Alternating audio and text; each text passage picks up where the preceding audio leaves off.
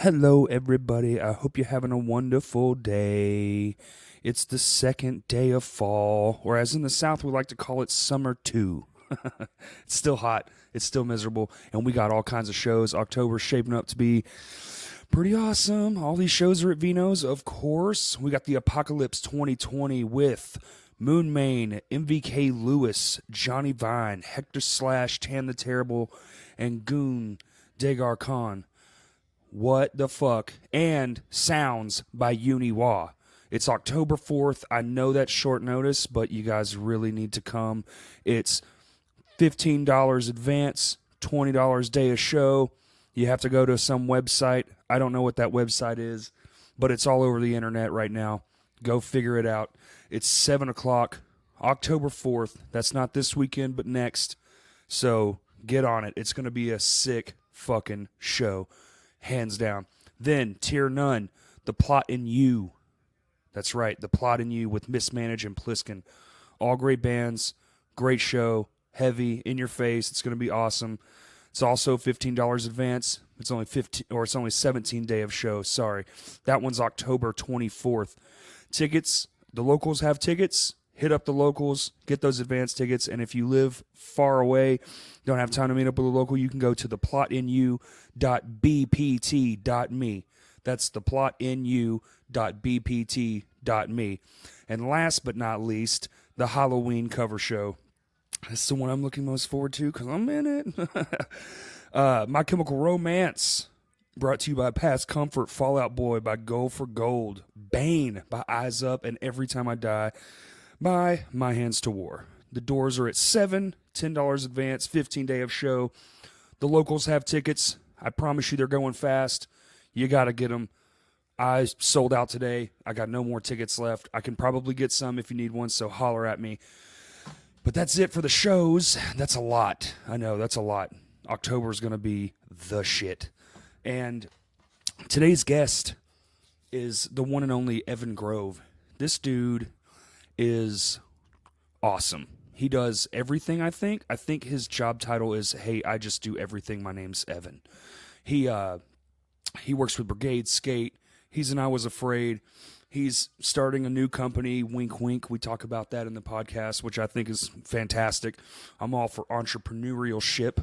It's a hard fucking word to say. And it was a great conversation. We talk about everything. We talk about the local music scene. We talk about his days coming up, learning music, playing in bands. How did he start the companies? Like all those journeys he's been on. He's also in nursing school, which is like right now he's still doing all this while in school. I got to hand it to him. He's a hardworking dude. It was great to talk to him, and everybody enjoy the conversation.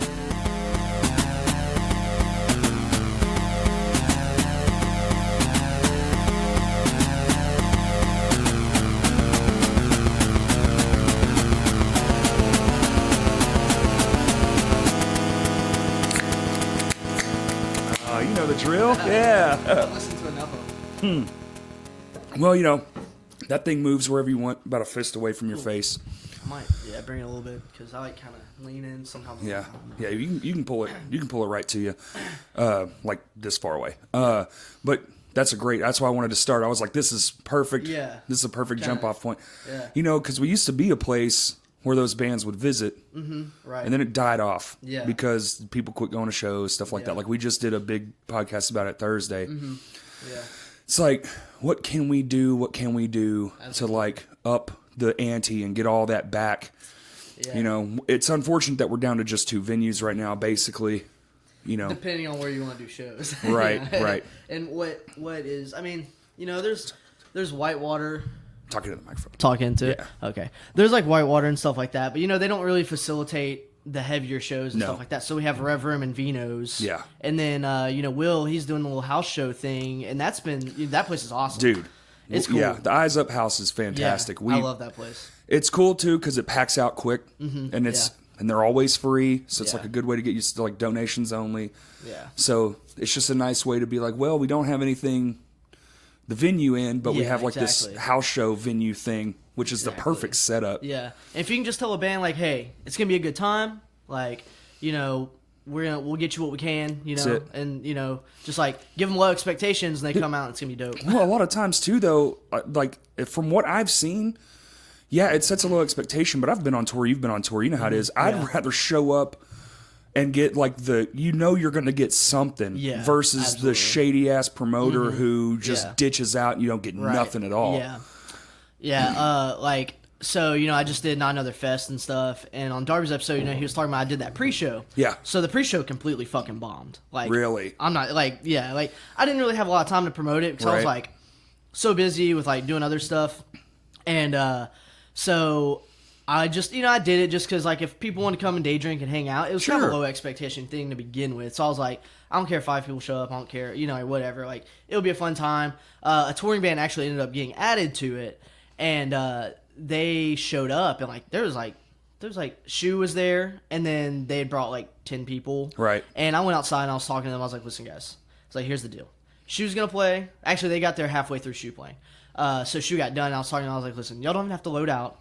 I gave them like $50. I was like, here's $50. I was like, if y'all want, I can put y'all opening on the fest tonight. I was like, they would have played right before Past Comfort. Yeah. So, you know, Past Comfort has their own crowd. Right. So I was like, you know, y'all play to some people if y'all want to come do that. Is what they had done, though, is they had left their stuff in Memphis, drove to Little Rock, drove back to Memphis to then drive to Dallas. Whoa. So I was like, okay, like, That's... you know, so yeah, they were like, so we'd be just like, kind of like, we'd rather just go back to Memphis. I was like, that's fine, you know, like, whatever. Yeah. So, you know, and like we hung out with them for a bit, and like they were really nice and cool, and they understood the situation. Right. And, you know, but I gave them something and was like, sorry guys. And then Will was like, you guys need me to fill up your gas tank? And they're like, we just filled up. Otherwise, we would take you up on that. And I was, you know, I was like, Will, that was so nice of you. You know? So, you know, it's a cool place. And I think Will definitely... Yeah. You know, he's there to facilitate it and make it, you know, like a cool thing. So, you know. Yeah, but, I'm glad he came out of his shell, man. This place needed him. Absolutely. I'd never really met him until I booked Eyes Up on a show.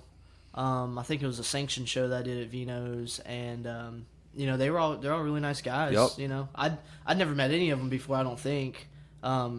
Because they're like they're all transplants, right? Is that? I don't know. I think maybe I don't know really all their backstories. Okay. I think John's from here. Okay, I know Will's from like California. Will's from California. How long he's been here? Not long, not too long. And then I think just a few years. Is it the singer? He's from like Allen, Florida or something. Not sure. Okay. Maybe that sounds right. I think he's from Florida, something like that.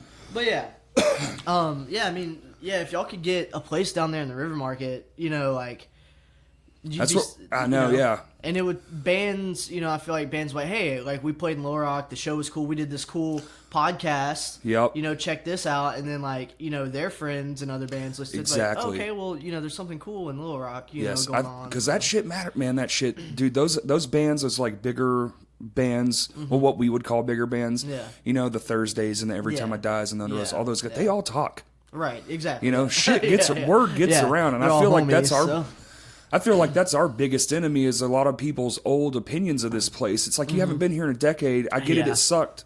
Yeah. It sucked for everyone, though. It sucked for local bands. I remember playing shows in that time, and there's fucking 3 people.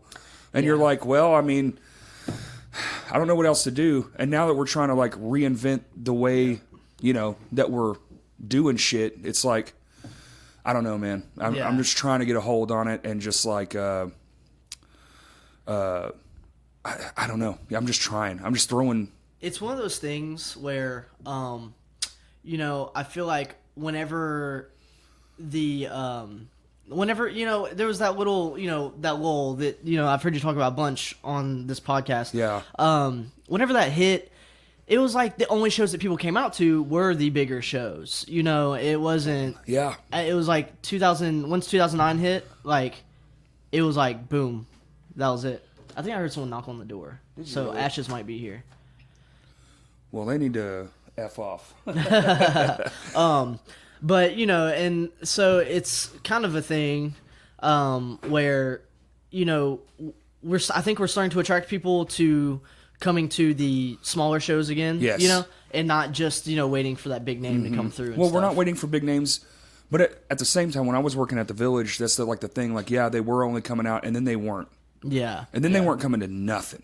Right. They were just not coming, period. I remember going to some village shows that were like, dude, that place is huge. So it's 740 was the capacity. You have 20 people in there and you're like... Dude, it's depressing. Like, I mean, I think you and Stan were talking about that Every Time I Die show. 50 I was people, there, man. and that was like... When he invited everyone on stage and then said, we're never coming back, so you might as well have some fun. Yeah. And I'm up by the bar, like, crying. Yeah. Please. That show was just like, man, it was a shit show. Like, you know, and... But they meant it. They have not been back. No, and they always had good shows here, though. You know, up until that point. That's why I'm like, you let one fucking night, one bunk show. I think maybe at that time they just felt really slighted. Yeah, probably. Yeah, you know. So now I think they're back to the point where, like, you know, they don't really care like what they're doing. Really, they're like, cool, we'll play. You know, as long as we're getting paid and the show's cool, like whatever. I would think that, but like this is really recent. Like 7 months ago, Andy was on a talk show in Australia. Mm-hmm. And in Australia was like, yeah, there's just some places you don't have to play no more, and we just make them come to us. And he goes, yeah, like Little Rock, Arkansas. And I was like, fuck my life, dude. Yeah, man, if they came here now, it would be great. It would be a good show. Well, that's kind of like our.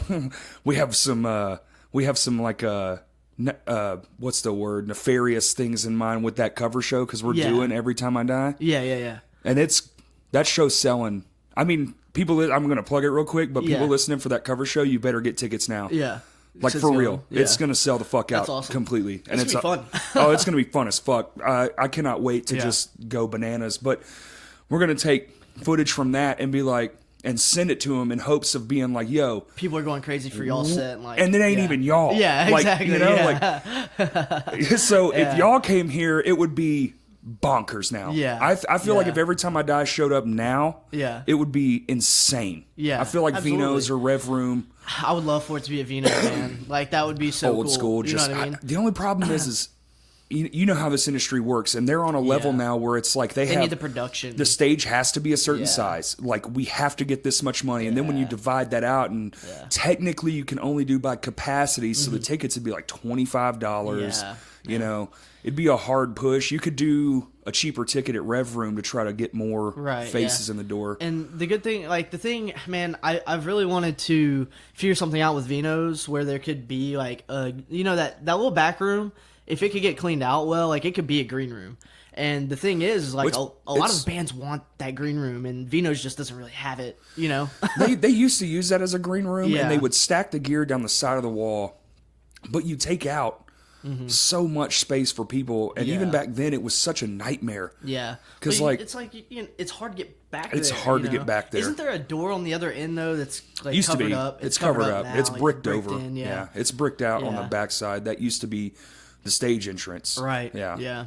Because like, you know, I mean, I've done a lot of like tons of shows at Vino's. Like whenever I booked Power Trip, one of the guys he came up to was like, "Hey, like, do we have a green room tonight or anything like that?" You know, because they're touring with like Exodus and like, you know, like all these, you know, I think they were coming through to meet up with like, it might have been Exodus on that tour. It was like Exodus and like Obituary. Like they were going to meet up with them. Oh, okay, cool. So, you know, their Power Trip's huge now. Like they're playing all these huge places. They have green rooms all the time. He's like, "Do we have like a green room where I can like change my strings?" I was like, "Do we have a counter over here?" Yeah. You know? and traditionally too, when you get to a certain level, you're used to not only a green room, but like the stage basically has one direction it moves. Yeah. Everything goes off left, everything comes on right. And with Vino's, it's like same door right over here. Everything. Boom. Yeah, no Boom. Green room. Yeah. I mean, even if they just like, I don't know what the upstairs looks like anymore. It's messy, I know. But if we could just like band together and go up there and be like, "Hey, we'll clean this out," and just have like, because I get, dude, it doesn't even have to be big. No, just something where they can have their space. Yeah, just this right here, exactly. like a room this size would be with a couple of couches, so somebody can nap and some internet. It makes all the difference in the world. Yeah. Like hospitality is what. That's the big thing, and you know, I've gotten because I've been booking shows for. Probably started the first show I ever booked. I was probably 16 or 17, 27 now. So it's in about roughly 10 years. Wow. And you know, I've gotten to the point where now, like, I do get hit up with a lot of bigger packages, and they're like, you know, they're asking me for green rooms and stuff like that, and it's like, I'm like, well, like, you know, I did the last like big package I did was that Touche show at Rev Room. Yeah. Touche, Time Moving Parts, Culture Abuse, and I did that show there because you know there's, you know, 3 bigger sized bands. I was like, that's the only place where like they'll have a green room, they'll be able to do what they need to do, they'll Right. have space. Because it would have been awesome doing that at Vino's, but like Right. there's nowhere for them to have their space. You There's know what I mean? nowhere. So it's like, Now, if Channel 11 or whatever's behind them would just fuck off and go somewhere else, oh man, they could buy that back lot. I've Yeah. been saying that shit for years, and man. it's like put a shed. Yeah, literally, dude. Yeah. Literally with a fucking Yeah. window unit. Yeah. Yeah. So the bands have like a chained off place and they can park their bus and, Yeah, kind of just, I don't know. I don't know how they used to handle it because I didn't work there Yeah. back in the day. I just went there a shit Right. ton. Yeah, The yeah. buses would all be parked in that gravel lot Oh, yeah, across the road. street, yeah. And there'd be like actual buses. Yes. So like, I guess a lot of bands on that level, they just chill in their bus. Yeah. They just like, they'll just like go to the green room and grab their rider stuff. I'm like, okay, peace. And then Yeah. like they're in the green room for the rest of the night. They're just like, yeah, whatever. Well, it's nicer than I have a bed over there. Yeah, So yeah. yeah. take a nap, stretch out. Yeah. So, it's like that kind of stuff. And, I have talked to CT before. I think it was either CT or whenever Drew was running the back room. I talked to one of them about like, hey, we should clear out a room upstairs possibly. And I think it was CT I talked to, and he was kind of like, Yeah. kind of like a, Well, I mean, because the entrance is in the kitchen. yeah, so it's So, like, weird. they'd be, like, Yeah. going through, like, the business. There is the front entrance though. Oh, there is? There's that door and there's stairs. Oh, okay. I think I I don't know if man. that goes to the Vino side or if it goes To that- But Vino's owns the whole building, so it I has think to it's go the to whole right. both sides. And I know that people used to jam. Like I guess if you go up that way, it splits. Yeah, yeah. And the room over to the left, I think people used to practice. Practice in there. space. Yeah.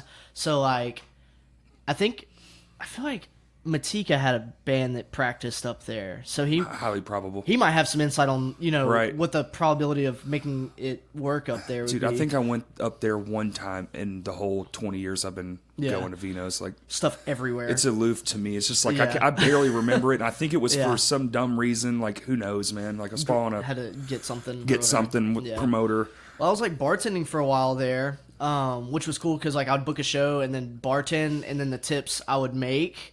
Like if like the the guarantee night came fell up short or through. something, it's like here I made $50 in tips, guys. There you go. Damn, dude. Yeah. I mean, I think $50 is still a decent medium. Yeah, for absolutely. a smaller touring act. Yeah. Like if my band went out, that's all we even ask for. It's like, dude, if minimum. Yeah. Like I would like 150 because Yeah. that's like the nice money. Right, Get a yeah, hotel, yeah. stay. Yeah. You don't have to worry about what you're doing.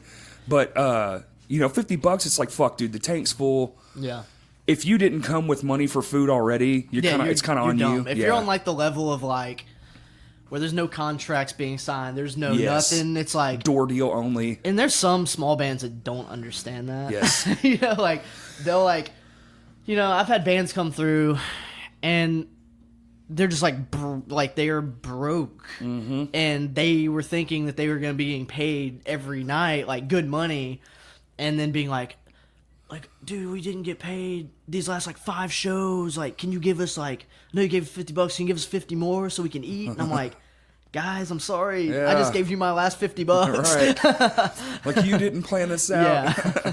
And it's like one of those things. I remember, I think I was afraid just gotten back from a tour, and I booked a band. It was whenever Soundstage was still open. Oh, And that's where I met my wife. Heck yeah. Soundstage.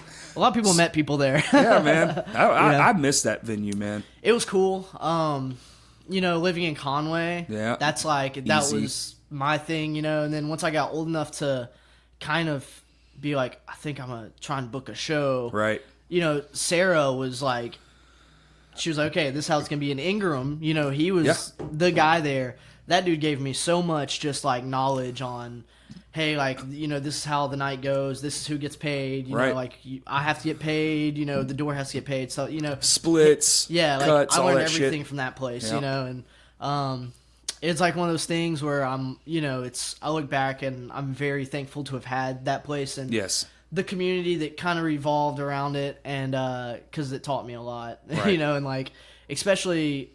There's people in Little Rock who at one point were complaining about like Vino's, like the sound and all the in the stage and stuff like that. Well, and I was I mean- like, I came from Soundstage, fools. Like the stage was like, Duct tape together. yeah, there was already a like plywood board over a Yes. hole on the stage, Well, and also, there was like holes in the sheetrock. Yeah. You could Oh, yeah, fucking like- literally yeah. like if you fucked up, your foot would go down the side of the stage if you got Yeah. too close to the wall. Did you ever try going to the sound booth there? No. No. So you go back and like remember where the bathroom was, you know. So you take a left into the storage closet, and then to get up to the sound booth, it was a hole in the ceiling with like a chair and then a step stool. What the fuck? Yeah. And like for so long, Ingram was like, "We have to fix this." That's some haggard shit. Hey, it's a ladder. Just get a ladder. What the fuck? Yeah. Eventually, they did get a ladder, but like there was still something sketchy about it, and it was like, but it was literally a hole. Like a hole in like you know like where they were like, okay, we're gonna build stairs to get up here, and then just Have you been by there recently?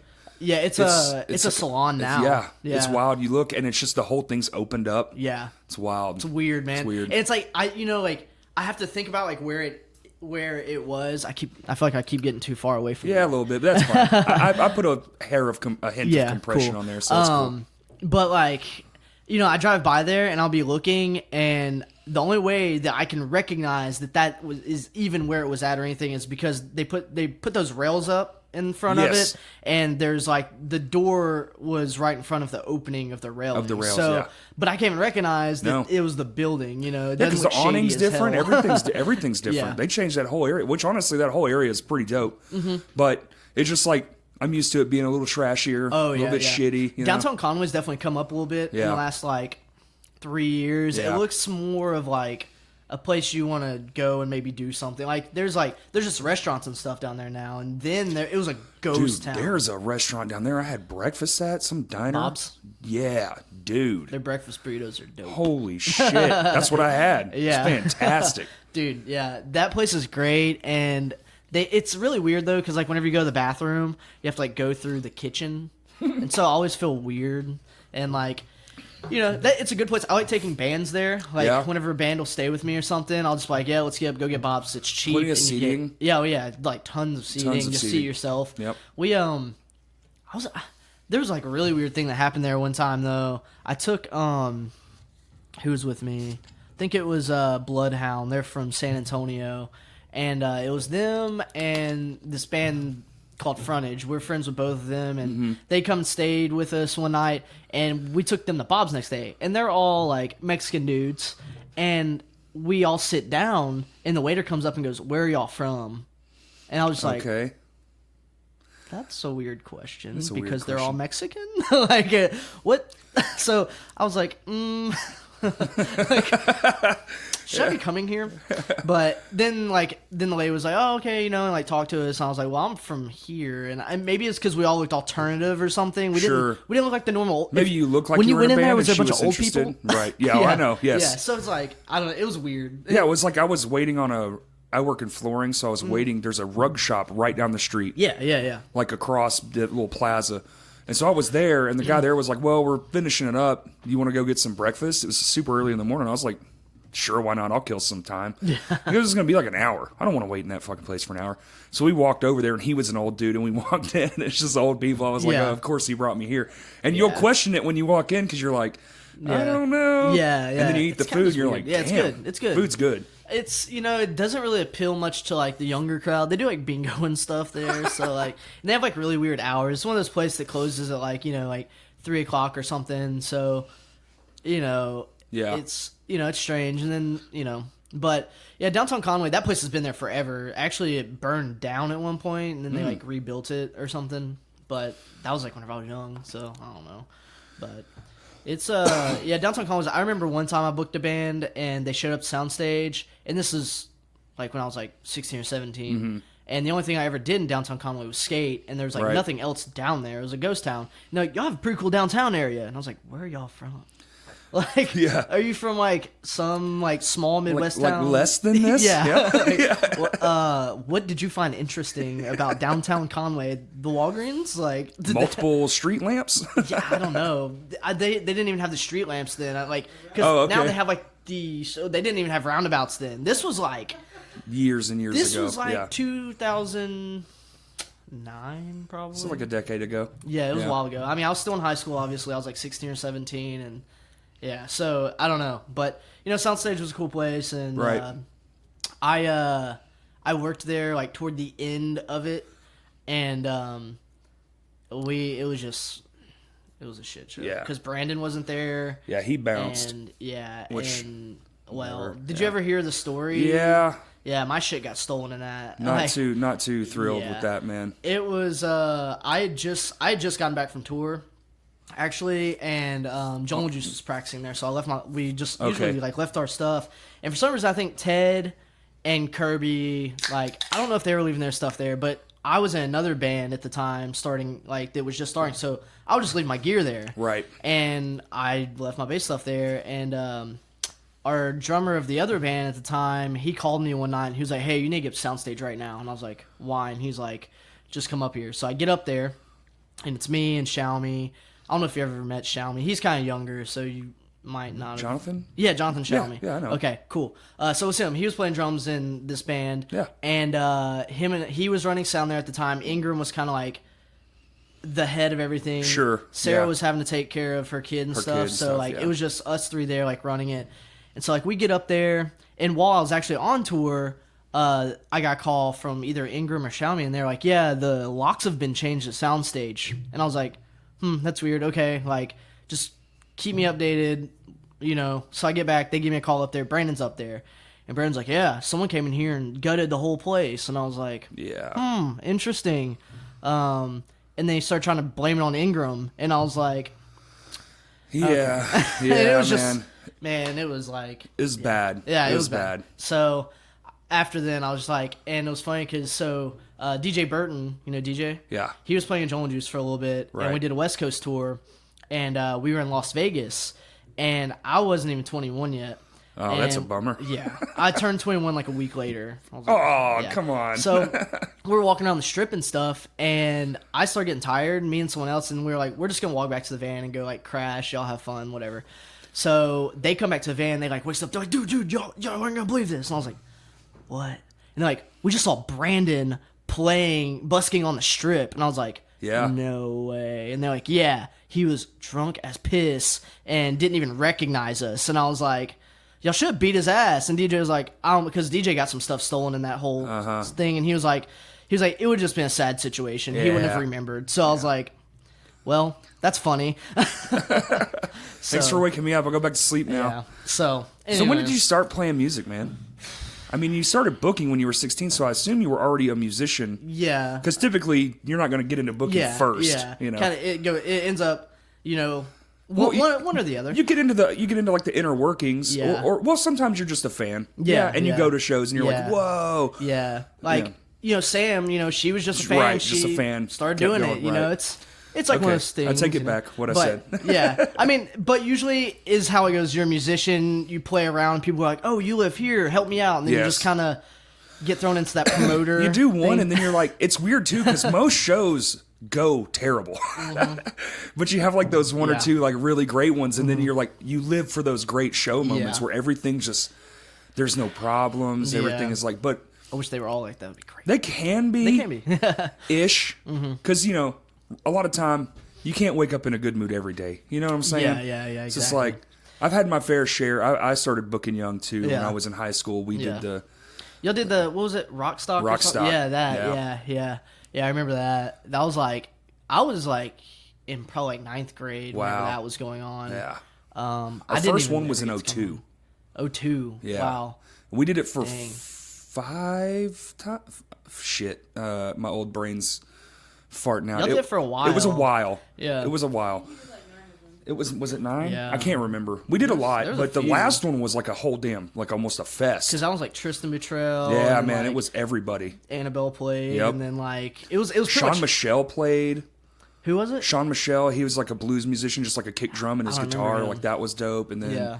it was all day. Yeah. We had a skate park. I remember it was crazy. Yeah. Yeah, we had the street vendors. That's right, like the like a fair. I remember seeing like all the pictures and stuff from it, and like y'all had some bands from like Fayetteville come down and play. I think so. Maybe? Man, I had a few partners, so Yeah, it was just all over the place. Yeah, it was all over the place. That was cool though, because y'all did it at like the park. The park. Yep. Yeah, it's not Tyndall Park? Is it? No, Mills Park. Tyndall's Mills. Benton. This is Mills. That's yeah. right, dude. These two areas are like the They're same. they're to just me, one. Since Yeah. I didn't like grow up on this side Yeah. of Little Rock. It's just like, you know, all the same. Like we would come out here and go to Stan's house or something. You know, he Yeah. lives in Benton. I'd just be like, He'd be like, yeah, I live in Benton, and like I'd get to Bryant, I'm like, yeah, I think I'm in Benton. He's like, no, that's Bryant, and I'm like, what?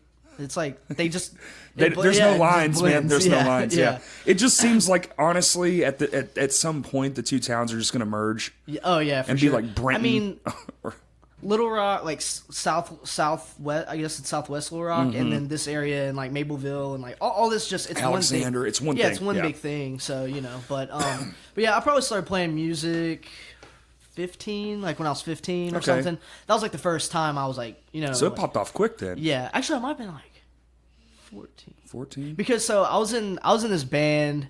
The first band I was ever in was really, really bad. Always. Yeah, it was horrible. Do you remember Navarre Campbell? You remember Navarre? No. He was like he moved in like 2009 and went to the military. Okay. So, but he was always, he was always going to show. Me and him were in a band, and it was just horrible. We went What up. was it? It was called. So we played for someone. It was someone else's band, and he needed people to play. It was X Chad X. Do you remember that guy? I do. So we played. Yeah. That was like the first band I played in. Okay. So like I played bass because the two people that whenever I met him at the time, he had his girlfriend playing drums. Mm-hmm. She would just keep rhythm. She didn't even know how to play drums. Some White Stripe style. Yeah. And then this other guy, I forgot his name. His name was like Jeremy something. He played bass, but he was like kind of in school, I think, and like, or he had like a career, and he was like, I can't really do this, Right. And then his girlfriend was like, I don't play drums, Yeah. So he got Navarre to play. Me and Navarre were really good friends at the time. Navarre was like, hey, we need someone to play bass. And I was like, sure, whatever. I want to be in a band. I'll do it. And like we practiced like 4 times, and then we went and played at the Pontiac in Springdale. Do you remember that venue? No. It was like a Christian venue kind of place, and it was 2 different versions. At first, like you went in there and it was like a car shop in the back. So it was like a Christian coffee shop up front and like a car shop in the back. Okay. It was cool because there was a lot of cool cars and stuff. Yeah. And then they ended up like stopped doing shows, and then they like did some other stuff. But that same night, Sam saw that we were in Fayetteville, and she was like, "Hey, I have At All Costs at the music hall tonight. Do you want to come and play the show?" And we were like, At All Costs. I don't know if we can like do that, like make it, but like if you can throw us on a guest list, then we'll just come afterwards. She's like, yeah, sure, whatever. So like we played our show, and they're like, all right, peace out, y'all. We're gonna go see At All Costs. Yeah. So that was cool. Like Dude, At All Costs is shit. They were insane. Yeah. Like that show, their drummer, he like ripped open his hand and was bleeding everywhere, and then like after the set, he was just like, yeah, I need to go get some ice, and it was like. His cymbal was cracked, is what happened. And he was playing. Gashed it on the cymbal. And I was like, Ashes of Augustine actually played that show. I was probably there. Yeah, you might have been. I was probably there. There was like nobody there, though. Like literally, I think a band from Fayetteville was supposed to play like Goodnight Fight or something. And they dropped. Well, I can't remember missing too many Ashes of Augustine shows. Yeah, they were like. It was when Mel wasn't doing. Mel wasn't doing vocals. Joe was doing vocals. So he's here right now. Yeah. And who was playing drums at that time? I can't remember his name, man. Daniel or something. But so yeah, that was like my first band though. We played a Fayetteville show. Then we played a show at Soundstage. We played a show at the old downtown. Yeah. When the stage was like, I think it was next door. And you walked in, the stage was like. It was right before there. They bought the space beside them and then combined the two. Yeah. You came in through the back. Yep. It was like that was a long time ago. Yeah. So that was like 2000. I think. That was the summer between my 8th and 9th grade year. Okay. So, damn, dude. Yeah, so it was like you did get in early. 2007-ish. Because that same summer was like whenever I first started going to Vino's. Okay. And like that summer I saw like Every Time I Die at Vino's when Take It Back played with them. And then like there was that Devil Wears Prada shows like Devil Wears Prada, Throne Judgment, Dance Gavin Dance. Dude. Drop Dead Gorgeous. Maybe, yeah. Yeah, it was like packed to the that brim. show was insane. That was my first Vino's show ever. Wow. Was that show? Yeah. That'll put you in there like, yeah. whoa. I was like, dang. And like it was funny because like at the time, like I listened to heavy music and stuff, and I listened from On the Ashes and stuff like that. Okay, cool. But the internet didn't really like. It was kind of shit. MySpace was there, but it's not like we had Spotify where it's like related artists. You go top 10 on bands like whatever, Friends or whatever. But I didn't really. I just kind of discovered stuff like here and there, like from First Last and like Atreyu and stuff like that. And then like my friend Navarre, he took me to that show, and I was like, who are these bands? What is this? This is crazy. Like this is stuff I listen to. I've never heard of any of these bands, you know? And at the time I just kind of called everything hardcore, Yeah, of course. Just put it under an umbrella. Yeah. I didn't know anything, And do you remember Derek Elsass at all?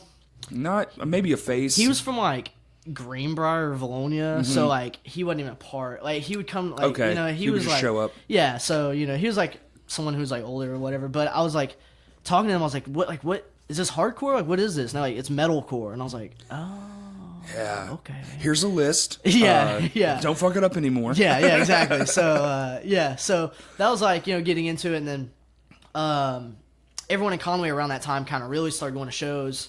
So we would all just like mob out to Vino's and stuff and go and do that. Oh yeah.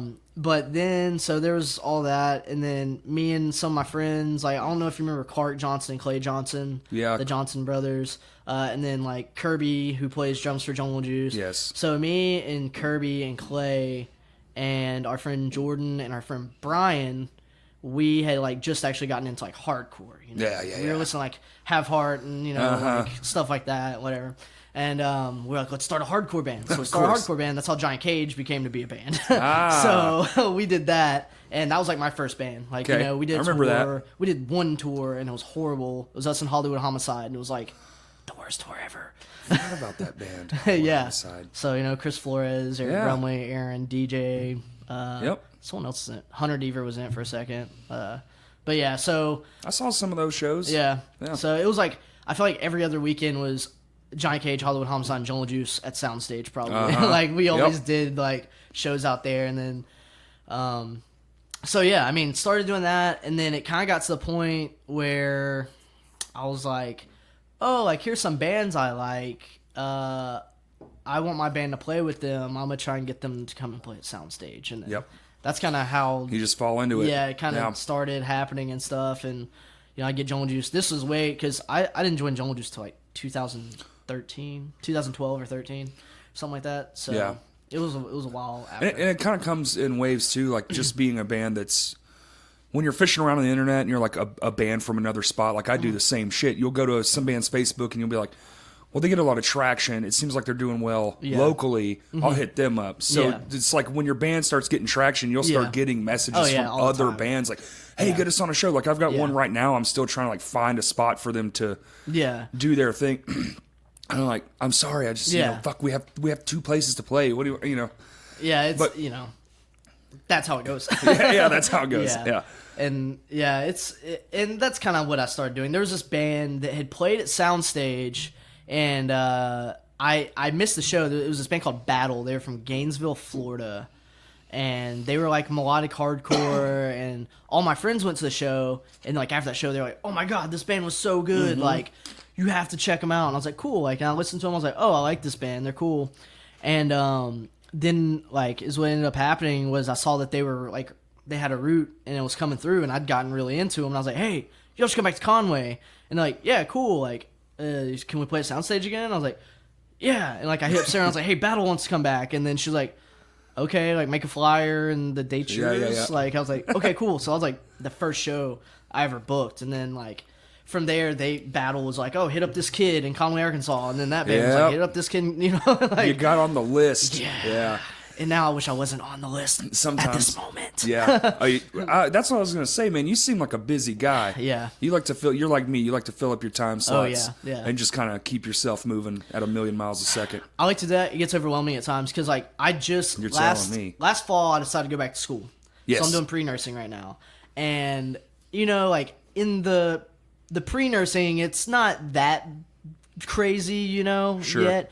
But like I wanted to be focused on school, make good grades, stuff like that. So I kind of like just dropped booking shows, and I saw people hitting me up all the time. And I'm like, hit up this person, that person, but like, you know, like that doesn't mean those people are gonna book the show. Right. So you know, it's like, but yeah, you know, I mean, I do that. I'm in school, and then like I work, and then I do brigade, and then God, I Was Afraid, which like you know we're kind of chilling right now, so that's nice. That's kind of nice. I bet having that.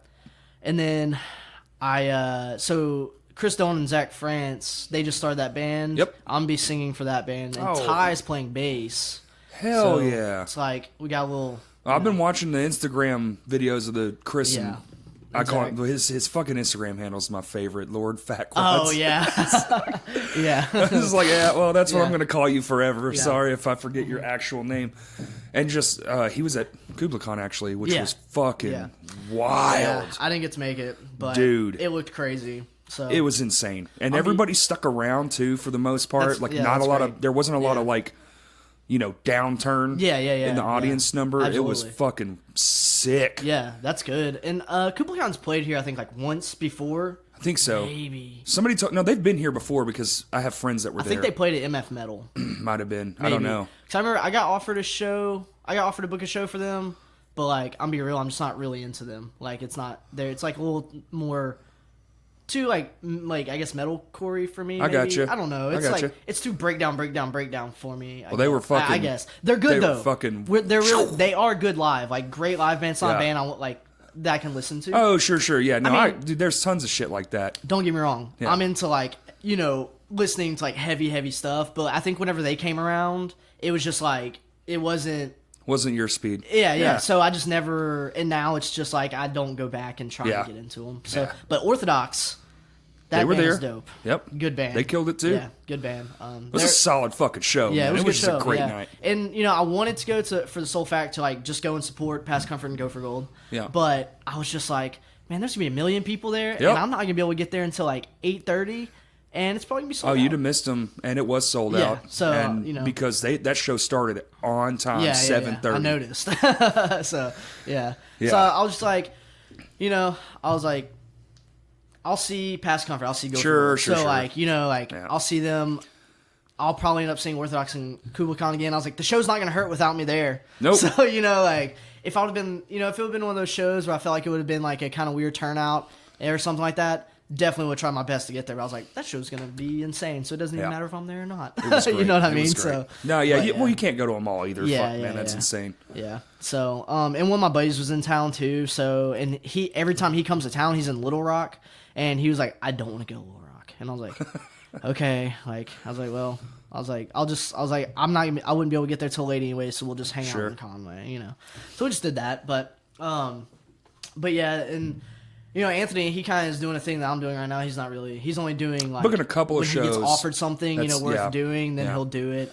Whatever he sees like big potential in. Right, but I mean, I'm always a huge proponent of like less is more. Yeah. And when we're trying to restructure and rebuild things and like do a new way. Yeah, do it all. You kind of less is more. Yeah, less is more in the sense of okay, I see what you're saying. Like pick better shows. Yeah. To facilitate getting and I think getting more people involved and interested, like getting the bands. Like we've done this thing where every show we do now, at least one member from every band is in a group chat. Yeah. And we just fucking like you're fucking off and you're roasting each other, but also you got a place for business to happen. Hey, we should all make a post. We should all do this. Blah blah blah. Kind of schedule stuff. Yeah, man, and it's great, and it's it's like the little things. It's like try this out. It didn't work that great. Try this out. Okay, that worked. Do that again next time. Yeah, absolutely. Yeah, and that that's a big thing. I know y'all I haven't gotten to watch the episode that y'all just did. Like talking about like kind of like marketing stuff. All that. It's just like new strategies and like involved like making shows more than just a show. Yeah. Multi-genre. That seems to be really fucking kicking off. That's what I did the second year of Brigade Fest. I kind of made it like a mixed bill. I had like I'm wearing an Out of Body shirt right now. Actually, I had them play, and they're like, I don't know if you ever listened to them before. They're from Austin. It's like Quicksand, Rival Schools, like Texas is the Reason, like that kind of like 90s, like kind of just heavier emo, and they're really good. And like I did stuff like that, and like it's one of those things where it works well because. Especially if you put like a local band that's a different genre. Like, so I just put, at the time, the only band that was like different during those periods in time was I Was Afraid. So I'd throw Us or Head Cold on it, and that would actually draw. I can share some insider information. This episode isn't going to come out till it's already released. We're talking about Anthony, right? Yeah. This is the joy of having buddies in the in the business. Hold on, let me see if I can find his not tweet. What the fuck? My brain is so dumb sometimes. The Plot in You. The Plot in You. Yeah. Yeah, that show. I know people here like them a lot. Yeah. So that's going to be a good show. Yeah. It's gonna. I'm not going to say the locals yet, but yeah. Because I don't know if it's all 100% confirmed. Right. But I do know that they are confirmed. Yeah. So. I mean, there'll be an ad read at the beginning of this where I talk about it. So So it's like it's just gonna work with the episode. Yeah. But I love having like those little tidbits, and like I think if you're in a band, man, I think having you here, this I kind of want to like go over this a little bit with you. Like, I think it's important. Like, there's promoters and there's venues and people, but you have to give, nowadays more than ever, you have to give people a reason to come the fuck outside. Yeah. And I think, you know, making these like more inclusive events, like multi-genre, even vendors now, you're seeing shows with vendors. I mean, Sam just did one, had a fucking tattoo artist doing tattoos. The Friday the 13th show, yeah. That looks ridiculous. And it did well. Yeah. But it's like, but because they're doing it, she said the guy sold out at tattoo time. That's awesome. Like, while they were there. I mean, cool. like... Yeah. I heard her say that, and I was kind of like, I don't know if I'd want to get a tattoo at a venue, though. I mean, you know, so long as everything's sterile and they sterilize this. I think he had like his own spot. Yeah. So I imagine they came in, cleaned up. They do conventions and stuff. They know how to do it, you know. So it's like, Right. So. I think that having just more. Yeah, multiple people with their hands on it and stuff like that. Because you got more promotion, getting it out. And you have more people who are passionate, and when they go well, which they have been. Yeah. Like, they've been, every show since this year has started that has been like that, where it's like this all-inclusive thing. Yeah. They've all gone really, really well. And I think it's like people see that and you can be like, dude, it's $10. I get to see these 4 or 5 bands that are stellar. They're all different. It just, you know, I don't know. Yeah, it's definitely, it's a good thing to do, especially, you know, right now, I think our biggest problem is that there's not a lot of younger people. The youngest people are like 21. It's a huge issue. Maybe, or like maybe 19. I might don't know, be pushing man. it there. That's even pushing it. I think everyone's able to have a beer in their hand at the show. I know. You know what I mean? And like, it's like, that's a big thing we talked about on that last episode. That how do you get the youth?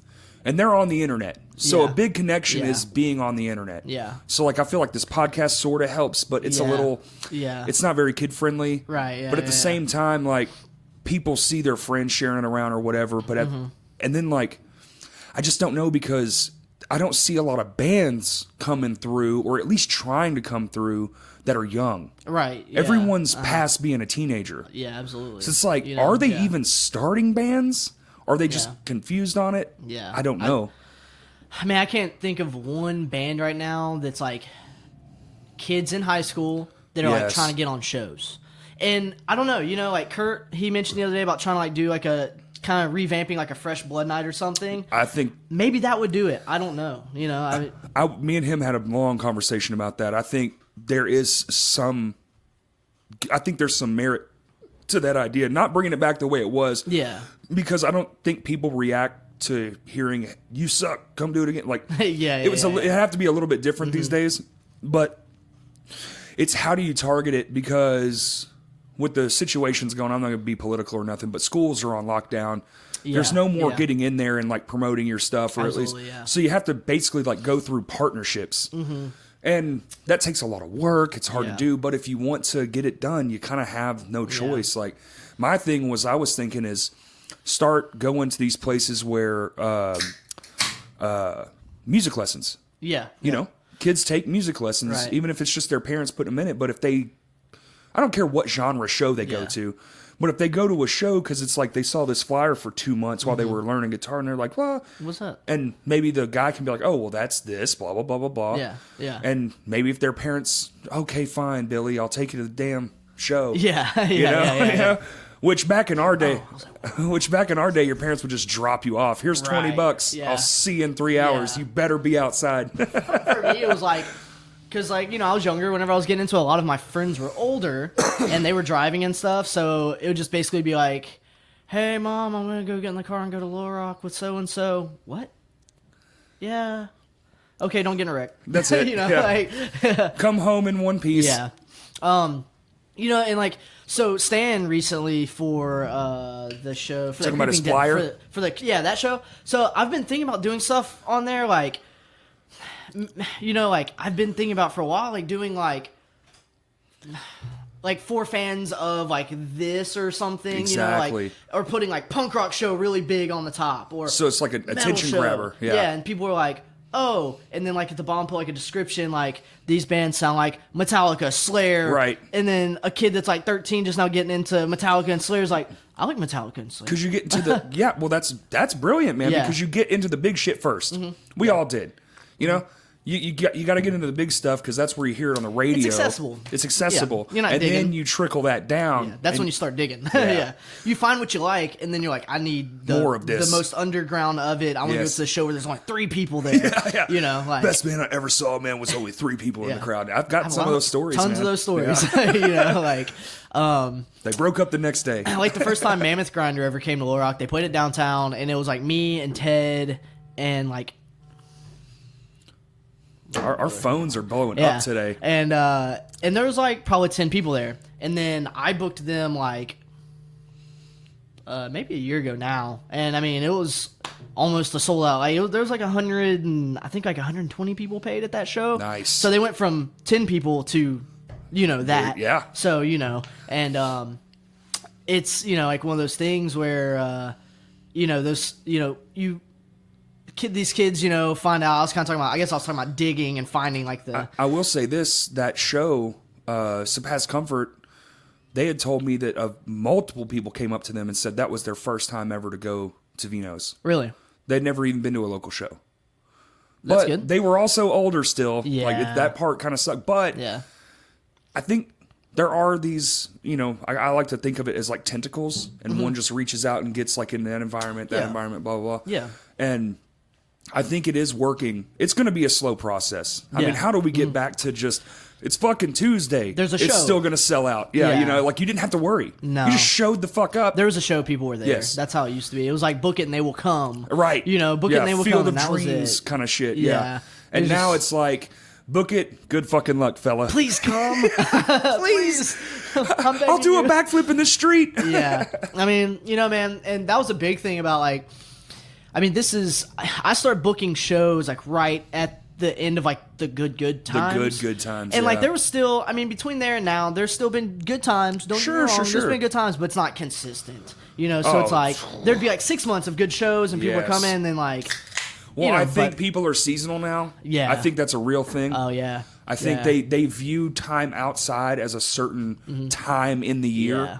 Yep. And you really have to hit that hard. Like even our bands have so like wintertime, dude, we really won't play shit. Yeah, people don't want to go outside. Like they don't want to go outside. Josh Ingram taught me that. He Like was we do our albums Yeah. or write new songs or whatever. We do all that in the winter, and then when you fold around Spring into starts spring, coming. you do one show. Yeah. Then you book like Yeah. 2 later, a month later, you know. And then it gets like now, and people are like, I don't want to go to Vino's because the AC sucks. It was Was it? no, no. It was sold out. It was 180 degrees. Dude, it was so hot. Yeah. They had to open the doors, which is rare. Yeah. The back doors, Yeah, they all won't- the they won't doors were just do open that, to the yeah. outside, and now they give away free water too. But Yeah, man, that's good, here's the deal: it's a fucking 111-year-old building. Oh, all it is a layer of bricks. Yeah. It's That's it. That's yeah. And it's hot as fuck outside Yep. with 200 people in a concrete hallway.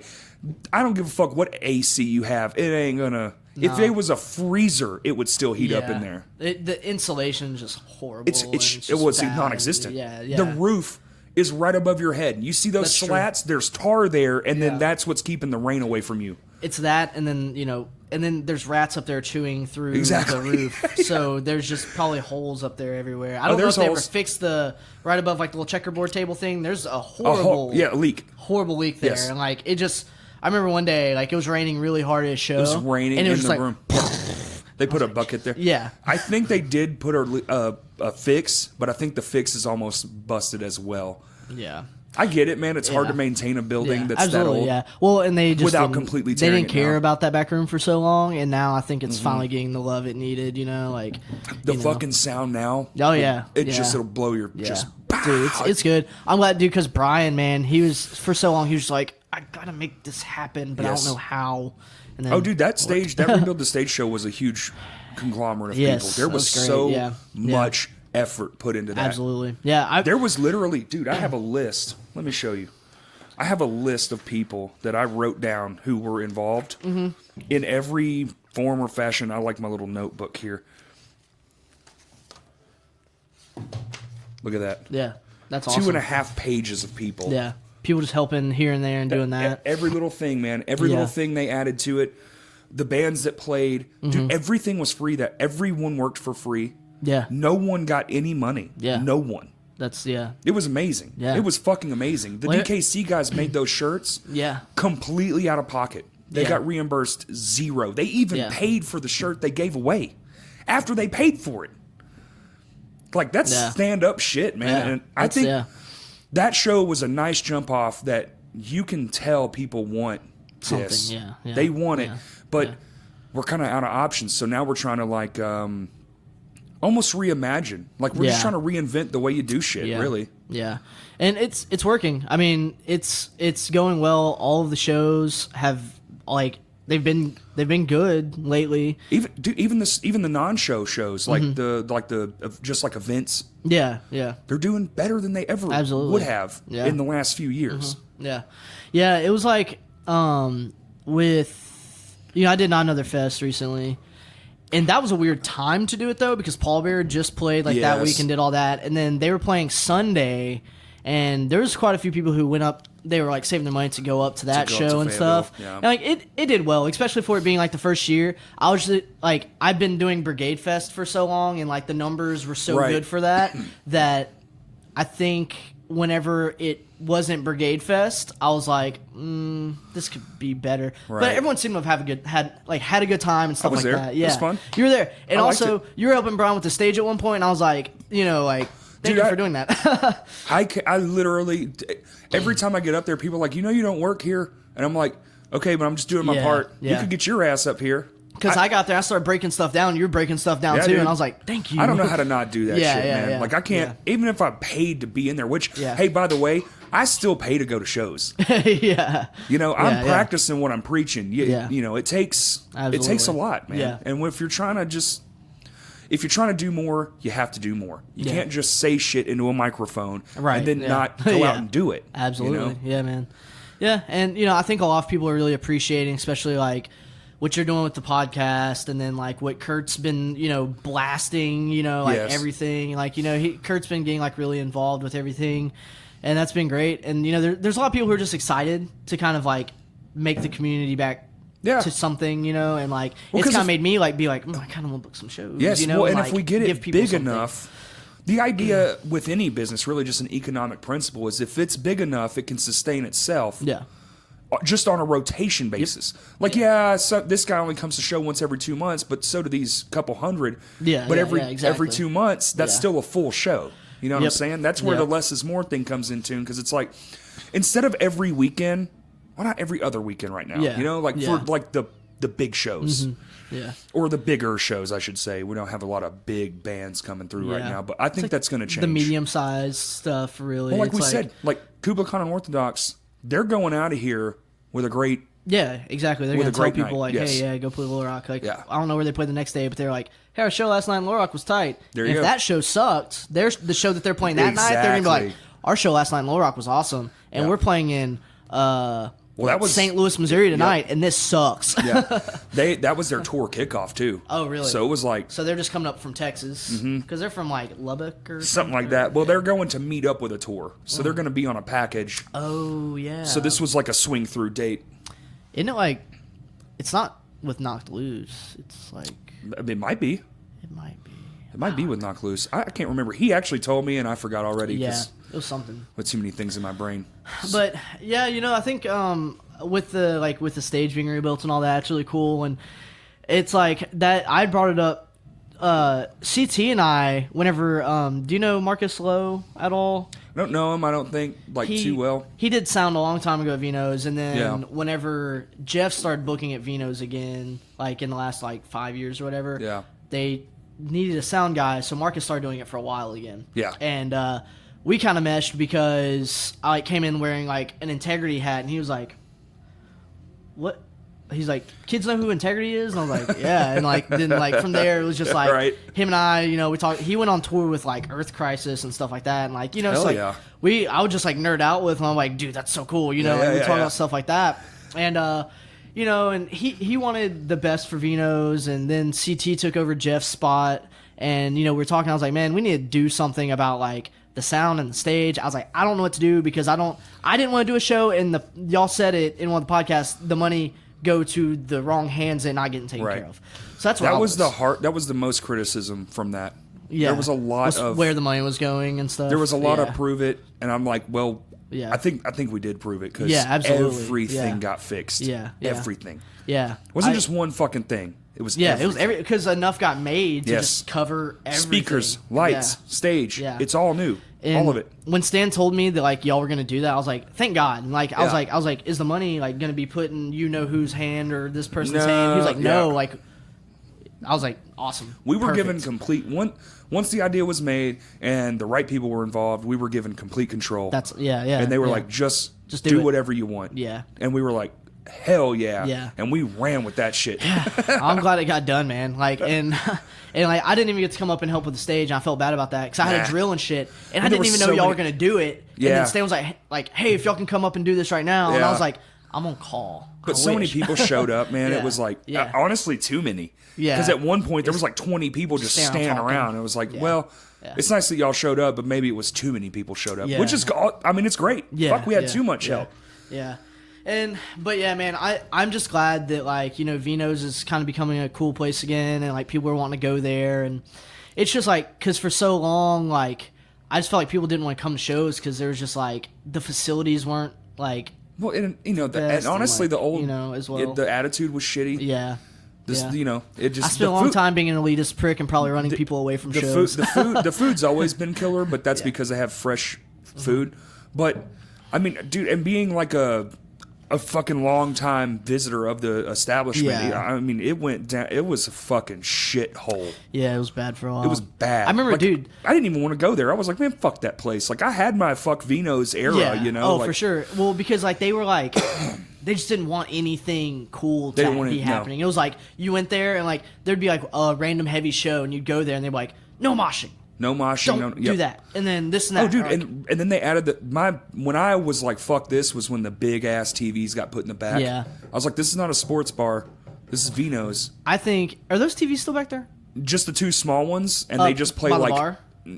Yeah, and they just play like what's that thing when you like, not a digitizer, but when the shit just swirls around. Whatever that is. Or they'll put like a game on. One night I got really mad because there was like an Arkansas game on, and everyone was in the back watching the game. And the band was like, hey, you're at a fucking show. I was at that fucking show. It was a show I booked. Dude, that was lame as fuck. Was it Brigade Fest? Might have been, man. I was there. I remember. I was just about to bring that up. There was a football game on, and the band on stage that was the last band, they were mad. Yeah, I think it was Die Young, and Daniel was like, hey, you can watch the replays later. Like, we're playing. Come up here. Dude. It was an Arkansas game, I think. It was. And it's like, yo, they're going to lose. Don't just come Right, exactly. you know, what the fuck are you watching for the 100th time? Yeah, like, what are you anticipating?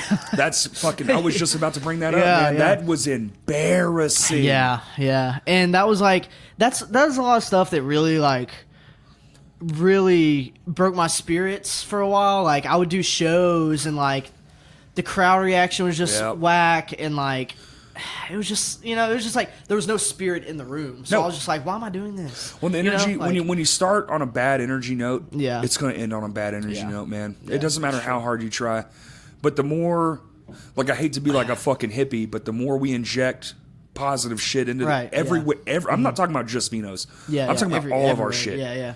Absolutely. Our whole community as a whole, the whole area. Yeah. And when I say area, typically, man, I mean this whole state. Yeah.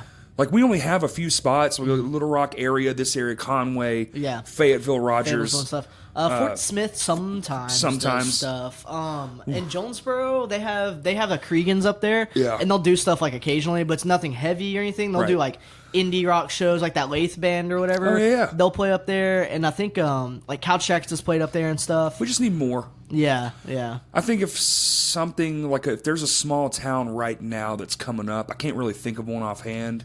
Like Russellville, they do shows. Russellville, that spot is. I haven't been to. That's like a newer spot up there. It's the Cavern. Yeah, it's not even that new, there? man. It's like 3 years. Yeah, I've played there a few times, and honestly, dude, it's old school vibes. You walk in, and the kids in Russellville are so fucking starved for something to do. There's nothing. There's nothing in that fucking town. You want to watch the train go by for the 100th time? No, I don't. It's like a decently sized place. The There's population's just nothing there. Nothing. There's the college, and that's like whatever. Yeah, and you can get shows there, I think, from what I've heard, but it's got to be like they're super strict about what they let in. They do at the college. Mm-hmm. Yeah, they do like artist stuff. I'm really into country, and they'll do they do a thing like once a year where they'll like bring in like country artists and stuff, and that's cool. But like that's all that there is. So But that little venue, man, it's all on the floor. Yeah. The PA speakers are like on the wall. You're on the Is wall. it just in all ages? Like no beer, man. nothing. No beer, no nothing. Cool. It's just a hallway that a guy has. I believe his name's James Thurber. Okay. They call it the Thurber Dome. I actually like that name better. That's way cooler. That's way cooler. It's not a dome at all. It's just a big square hallway with a back. Like the fucking bathroom is like a piece of sheet metal over a toilet. It's hilarious. Tight. I love DIY. it. It's very DIY. Yeah. It's the shit. Yeah. You show up and you're like, and again, it's donations. I don't think I've ever seen them charge a door fee. Yeah. Not that I know Really? of. They might now. It's Yeah. probably been a year since I've been there. Uh-huh. But dude, yeah, playing there is fun as fuck. Yeah. But the only thing is the kids there. The only thing I noticed is you have to pull them into the experience because they're going to be like a little timid almost. Yeah, because they don't get that stuff. Yeah, they don't get enough of it to be like, dude, we can wild out. Yeah, hang from the ceiling. Like who gives a they're shit? Like twiddling their thumbs, like this is cool. But what This is cool. Like, and you talk to them after, they're like, wow, that was great. And you're like, was it? You weren't acting like it. They buy all your merch. Yeah. You're like, well, okay, we'll come back. Go watch some YouTube videos on how to mosh. Yeah. Or at least just tap your foot, bang your head a little, maybe reach out and do the little spirit fingers. Oh my god. Yeah, Russellville. Like I feel like that's probably one of those places. You know, it's a smaller It's place. a good town to have right now. I was just thinking about this the other day. Do you remember that 980 Fest thing that Sam used to do? Yeah. With the music hall, and they would do like a Vino's date, Yep. and and like the bands would go back and forth. I was thinking about like that would be something cool to do. Like like. There's actually, I don't want to give out too much information about it, but something like that is in the works.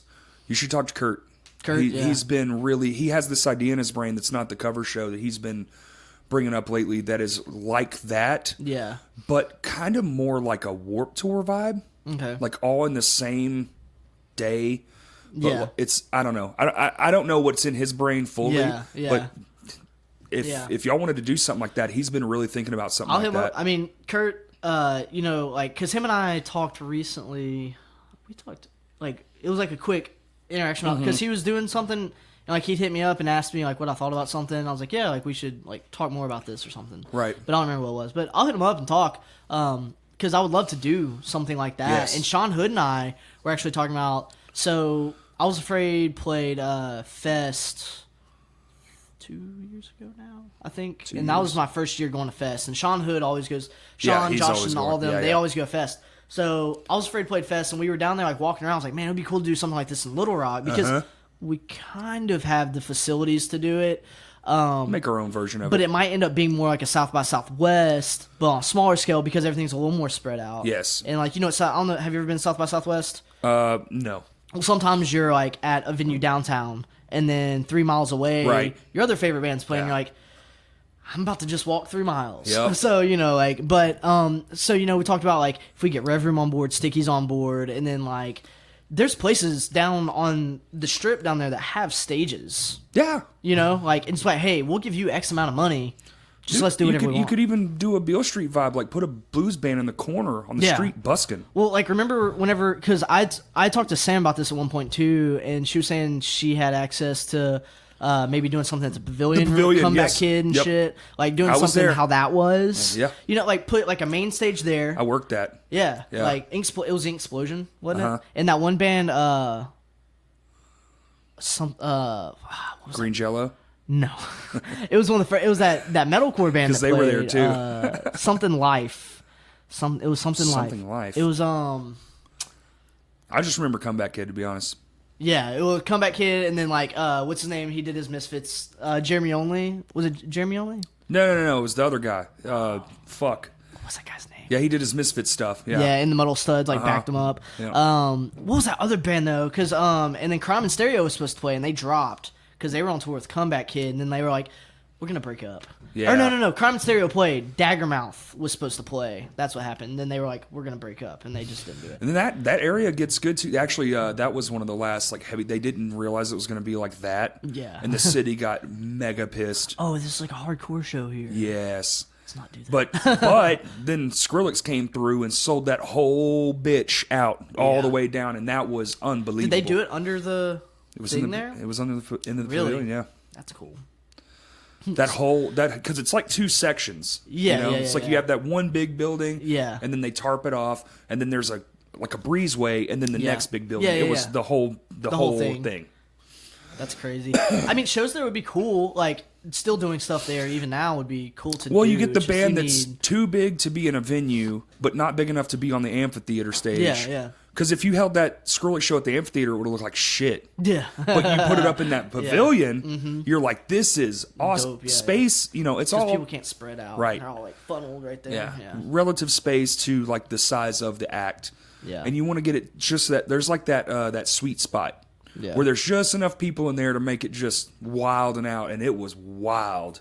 Yeah. Not a huge fan of like that kind of stuff. Yeah. Damn, dude. Yeah. It was like I did like 3 years ago, I did an EDM tour. I helped tour manage for 2.5 months on it.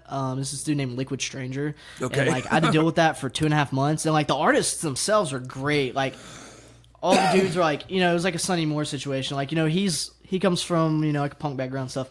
These guys did too. Like one of the guys, he was like really into like Dead Kennedys and like stuff like that. So like we could talk on like a punk level. And then Martin, who's Liquid Stranger, he was like really into like he grew up in I think was it Sweden? And like he grew up like being friends with like the Refused and stuff like that. So like and one of the guys was in a death metal band and like they recorded with was it Dying, like the singer of Dying Fetus. So like like there's like a big like range of just different musical taste, and they're all doing EDM. What I mean? Like, so those shows are crazy. Yeah, like they're unreal. But after like a month in, I was just like, these crowds are horrible people because like they're just like a lot. Like there's like people who come and they're like hippies and stink and like.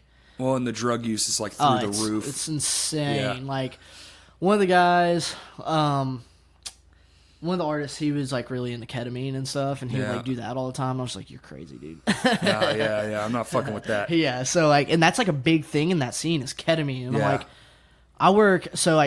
I'm a GI tech at Conway Regional, and like we use anesthesia and stuff, to sedate people. Sure. And like, I'm like, we use that in a controlled environment to put people down to do a procedure. Yeah. How and why do you have coma. that? Small coma, literally. I'm like, how and why do you have that?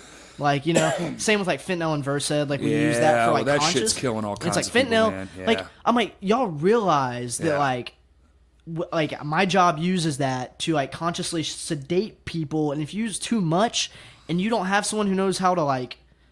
If you don't have the right stuff, you're screwed. Restart your heart. Yeah. You're gonna die.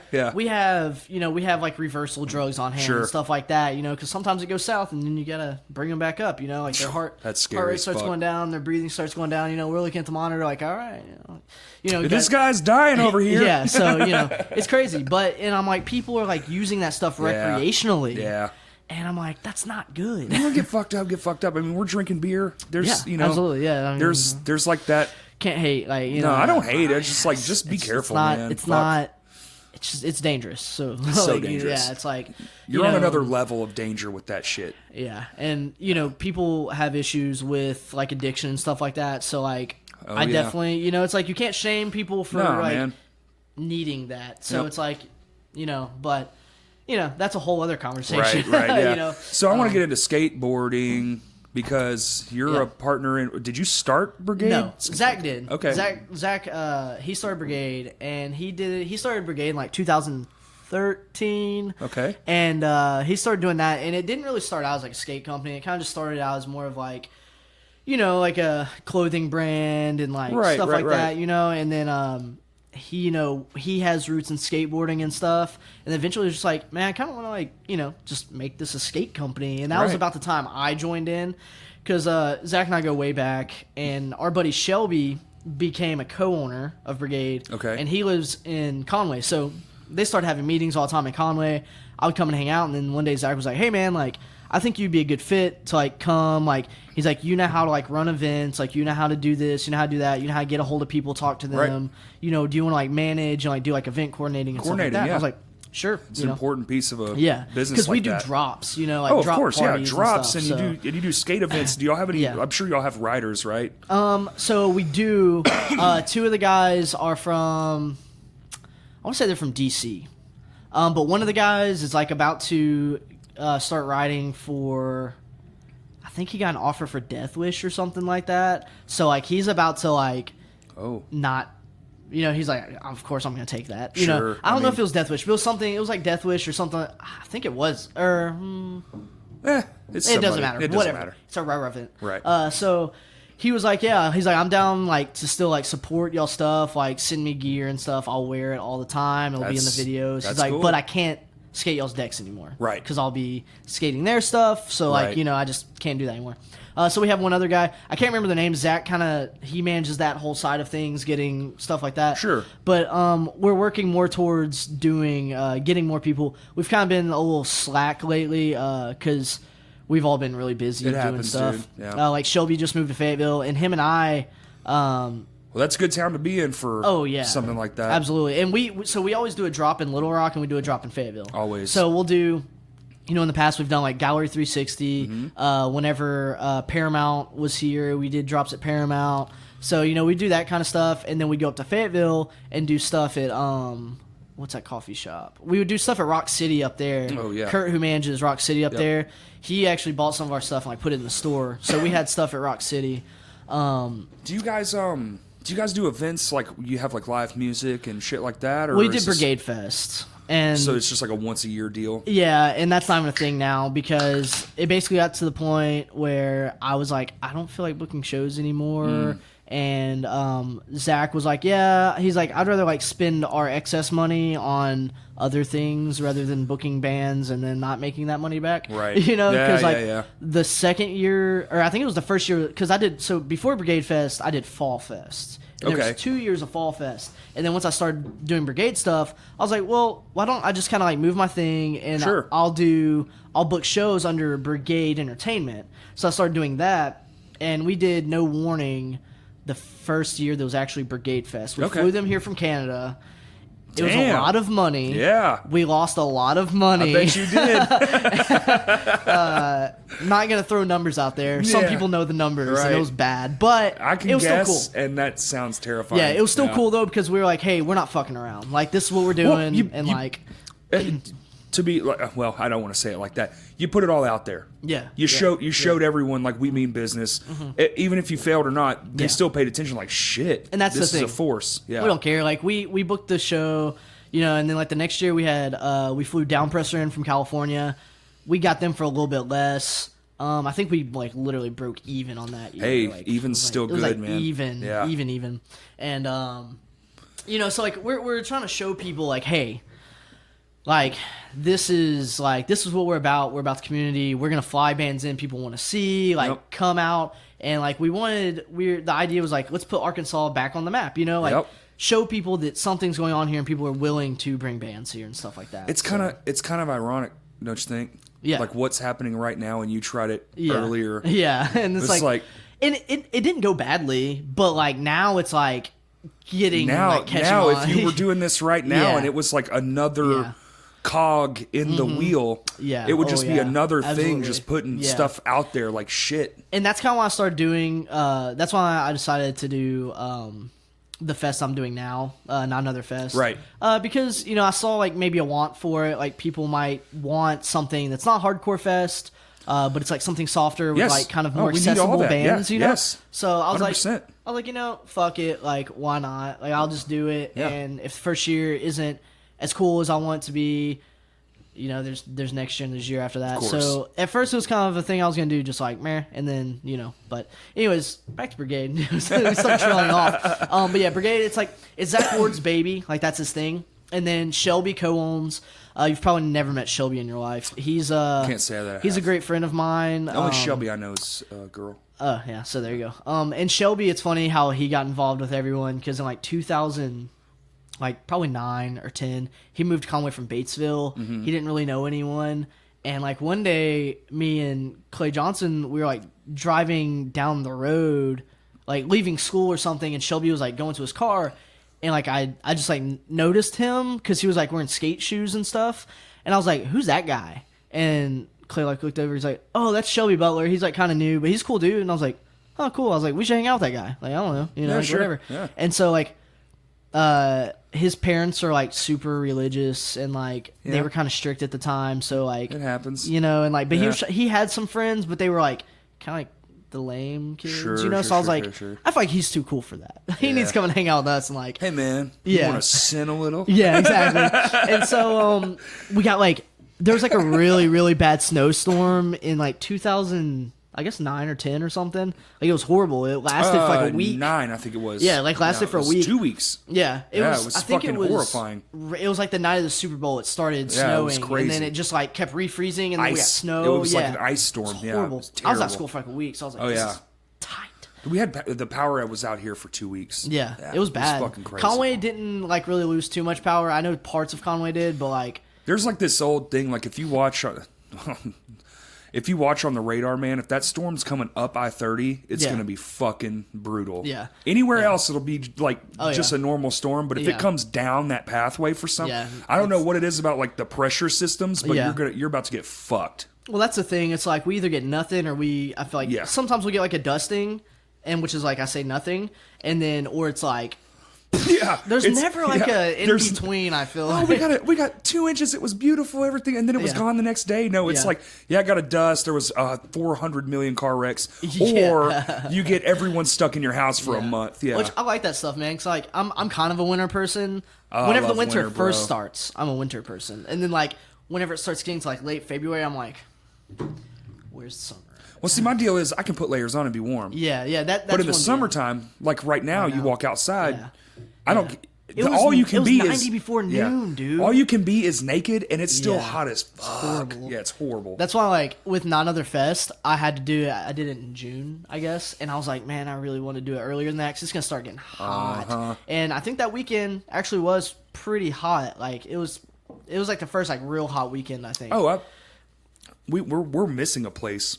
Hot Springs. Hot They have Springs. Maxine's and Yeah. Low Key Arts. We've played Maxine's a few times, and, like, And it's what's it's great always about cool. Maxine's is they have a built-in audience. Yeah, they have a built-in audience. They'll pay you a guarantee, and they'll give you pizza. You get the door. Nope, So, not anymore. Huh? Everybody ready to get pissed off? They took the pizza away. They don't even make it anymore. Never playing there again. It, dude, I literally had a violent reaction. I was so mad. I Did they was just like, give you a bigger bar tab? no, it's no bigger bar tab. It's one sandwich. Wait, what'd you say? I said they serve like leaves now. Oh, It's- leaves. it's Okay, one- yeah. I it's- thought you were saying something else, but then you're saying leaves. So that's actually funnier because it's like nothing. It's nothing. No, dude, it's literally like it's like a big sandwich split up. So it's like a platter. And if everyone can't agree on what they want on the sandwich, you're just fucked. They were like, dude, we can split this sandwich. I was like, I took the menu and threw it. I was like, get this shit the fuck out of my face. I'm gonna go down the Rockstar. street. I'm gonna go down the street and pay for good food. Yeah. dude. 'Cause Well, the there's a bunch sandwich- of good places there to eat. Well, so not it's all not good. to like shit on, but like, dude, man, fuck that sandwich. When I saw what they got, I was like, that's it. Yeah. I'd rather. I honestly, just me, I would rather have nothing. Give me beer. Yeah. It's not gonna fill up anyone. It's like I think it was like 6 cuts. Yeah. So like that's like, think about that. Think about a sandwich. Y'all have cut 5 up. people Yeah. in your band, so each Yeah. person gets a slice, and then y'all divide it exactly. in 5. So the it's last like- pieces, yeah, you dude. cut it in 5 pieces. I'm get starving. sliver. Well, here's something that'll piss you right off. Well, because they used to give you 2 huge pizzas. And they were delicious. So good. We always got like chicken jalapeno and then like We did and the then chicken another Alfredo, which was out of That this was good. fucking world, Yeah. and then we would do like the meatball pepperoni combination. one. Why did they stop doing them? Were people Well, not no, buying? it was a decent excuse.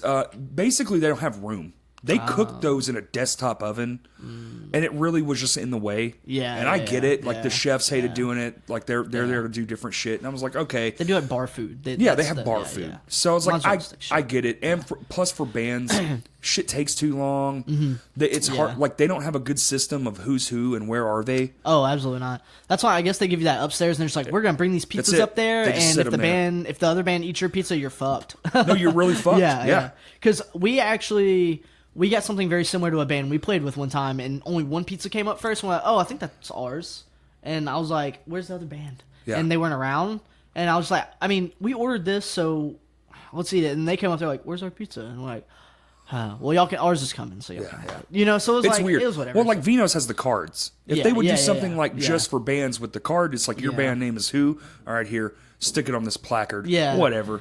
They it was really disorganized. Like, it still is, man. Period. Yeah. But hey, Maxine's. I'm not hating. I like No, your I don't hate establishment. It's Maxine's, great. dude. I love Maxine's. I think they have a good thing going because they can do anything they want because people are just showing up because it is Maxine's, because it's on that strip, which could be beneficial with our entertainment district. You know, there's going to be a built-in crowd now. Yeah. You know, which so like there's something that I'm really been like eyeing from a distance. Like how do we take advantage of this? Yeah. You know, like people are coming here and they're able to walk around and just drink beer in the street. It's very Beale Street-ish. Yeah. How do we market that to our advantage kind of deal? It's really weird. Like I think it's a weird thing because like that section of Bill Clinton Avenue is not that huge. It's not that big. Like, I feel it's 2 blocks, I think. 3 blocks. I feel like most people, well, all the bars end like they're 1 block. It's 1 block, and there's Sticky's way up there. You know, and that's like Sticky's is a cool place to go and drink and hang out. But like, I don't even know if Rev Room and Sticky's. Rev Room is on the thing. Are they? Yeah, that's the end. Yeah, so that's where it starts. Yeah.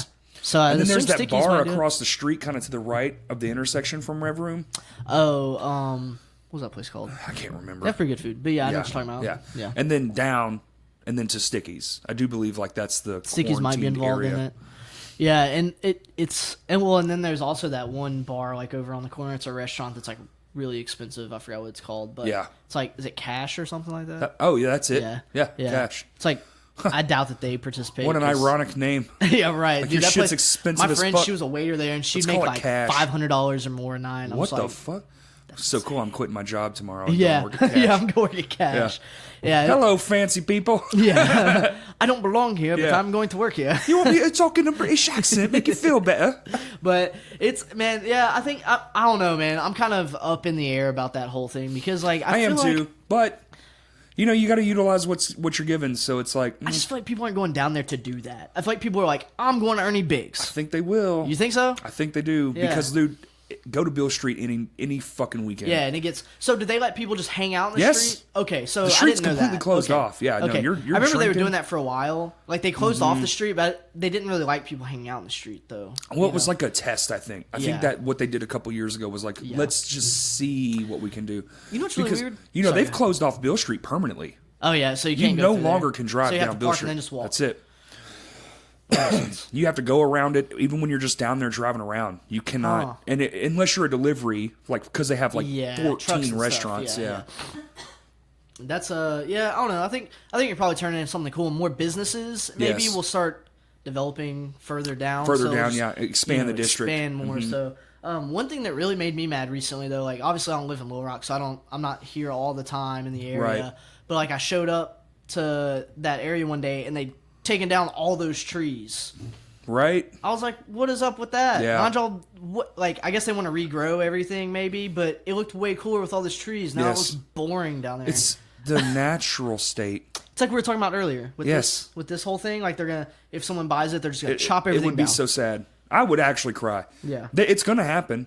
It's going to happen. It's for sale. Like we're talking about where I live. Yeah. But it's for sale. Yeah. So the day they sell it, and unfortunately being in Arkansas, fucking land dudes get all the rights. Yeah. And so we would have 10 days to get the fuck out of here, and they would bring bulldozers in here and just demolish this place. Strip mall here in like 6 months. Oh, literally. literally 6 fucking months, maybe a year. It's crazy because Conway, man. So Conway, develops a lot. Like, I mean, it's crazy. Like, stuff is just like destroyed one day, and then there's something else there the next day. You know what I mean? Oh, so it's like, man, like there's a place in Conway where I'm like, hey, this little area is so pretty.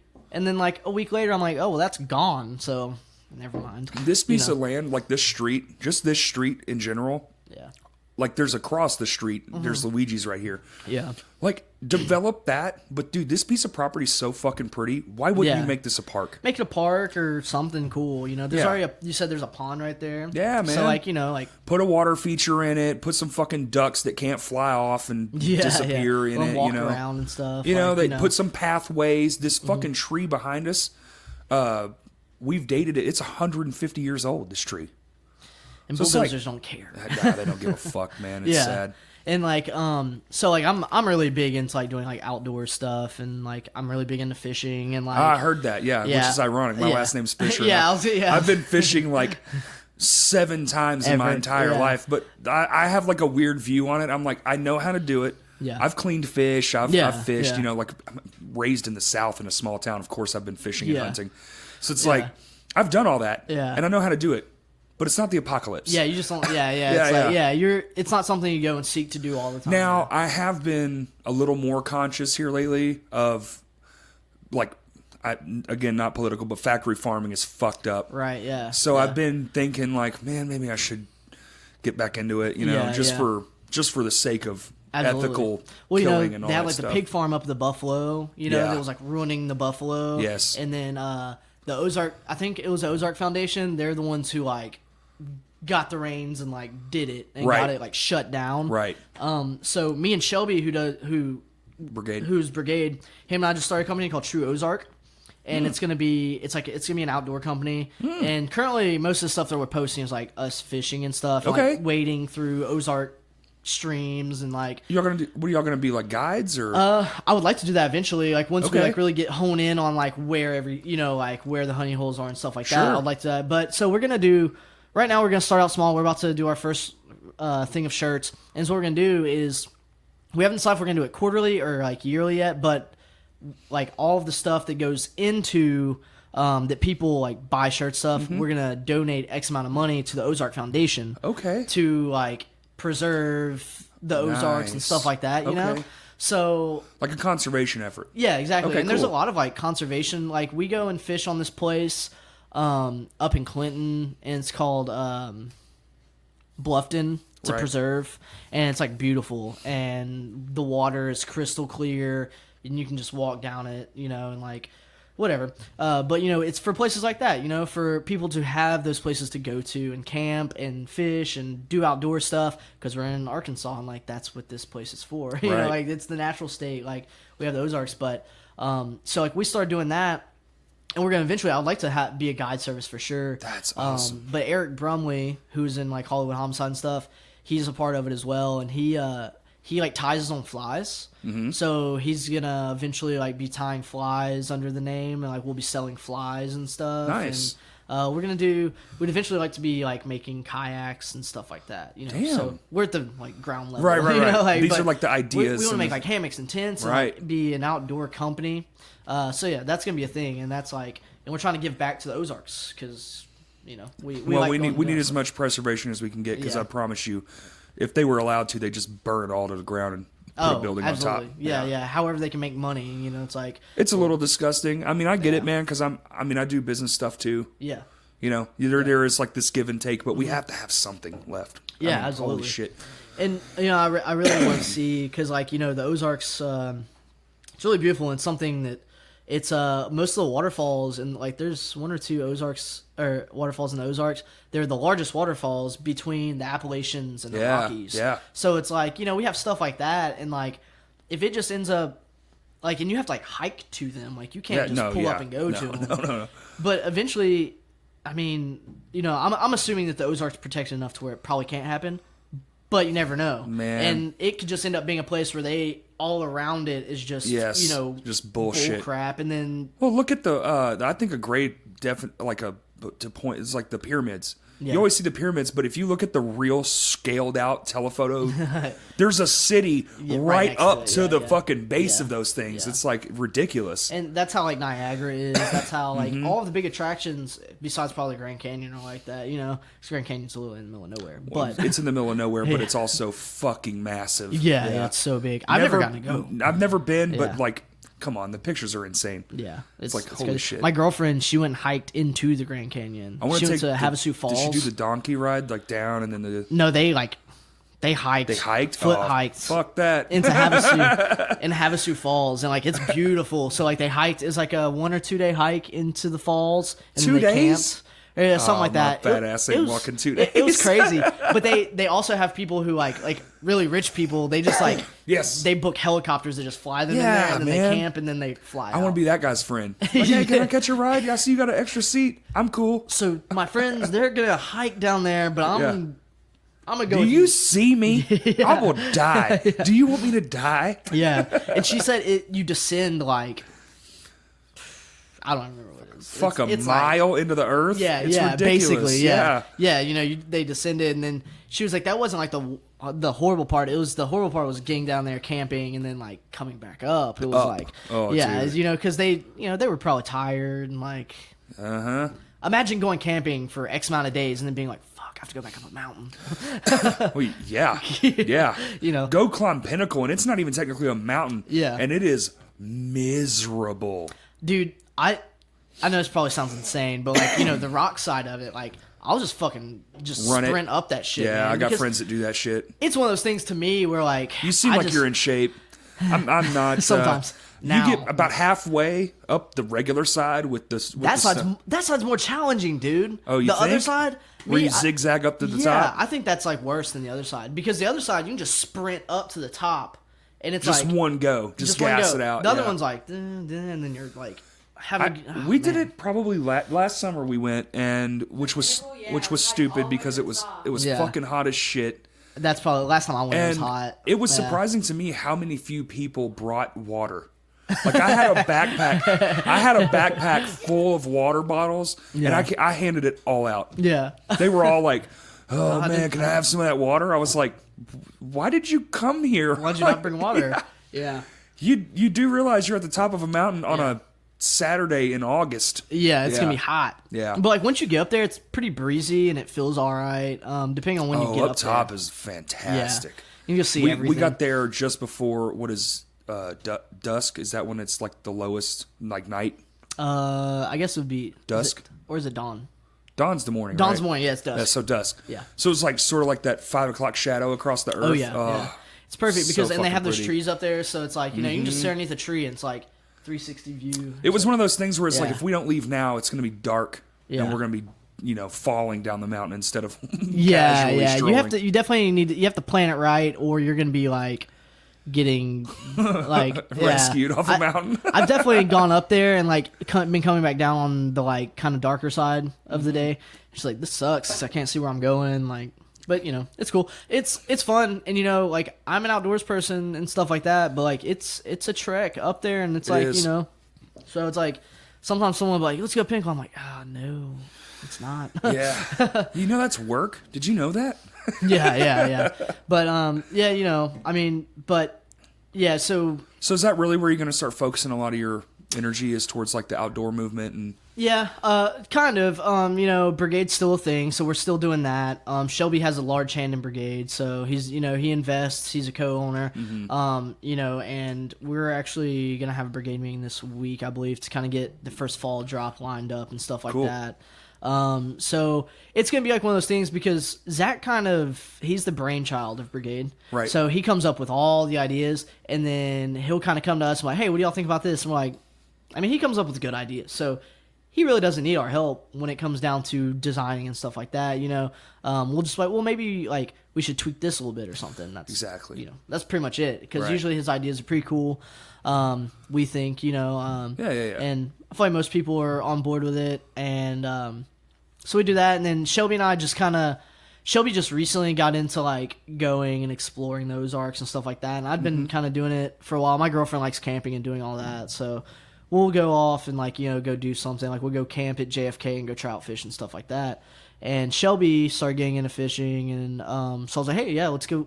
Like, cool. Like I have a friend who wants to go and do this now, so like let's go do it. And like one night we were drunk, and he was like, man, I kind of want to start an outdoor company or something. I was like, I got me thinking the same thing. man. Yeah, and then I was That's like, brilliant. yeah, and yeah, basically.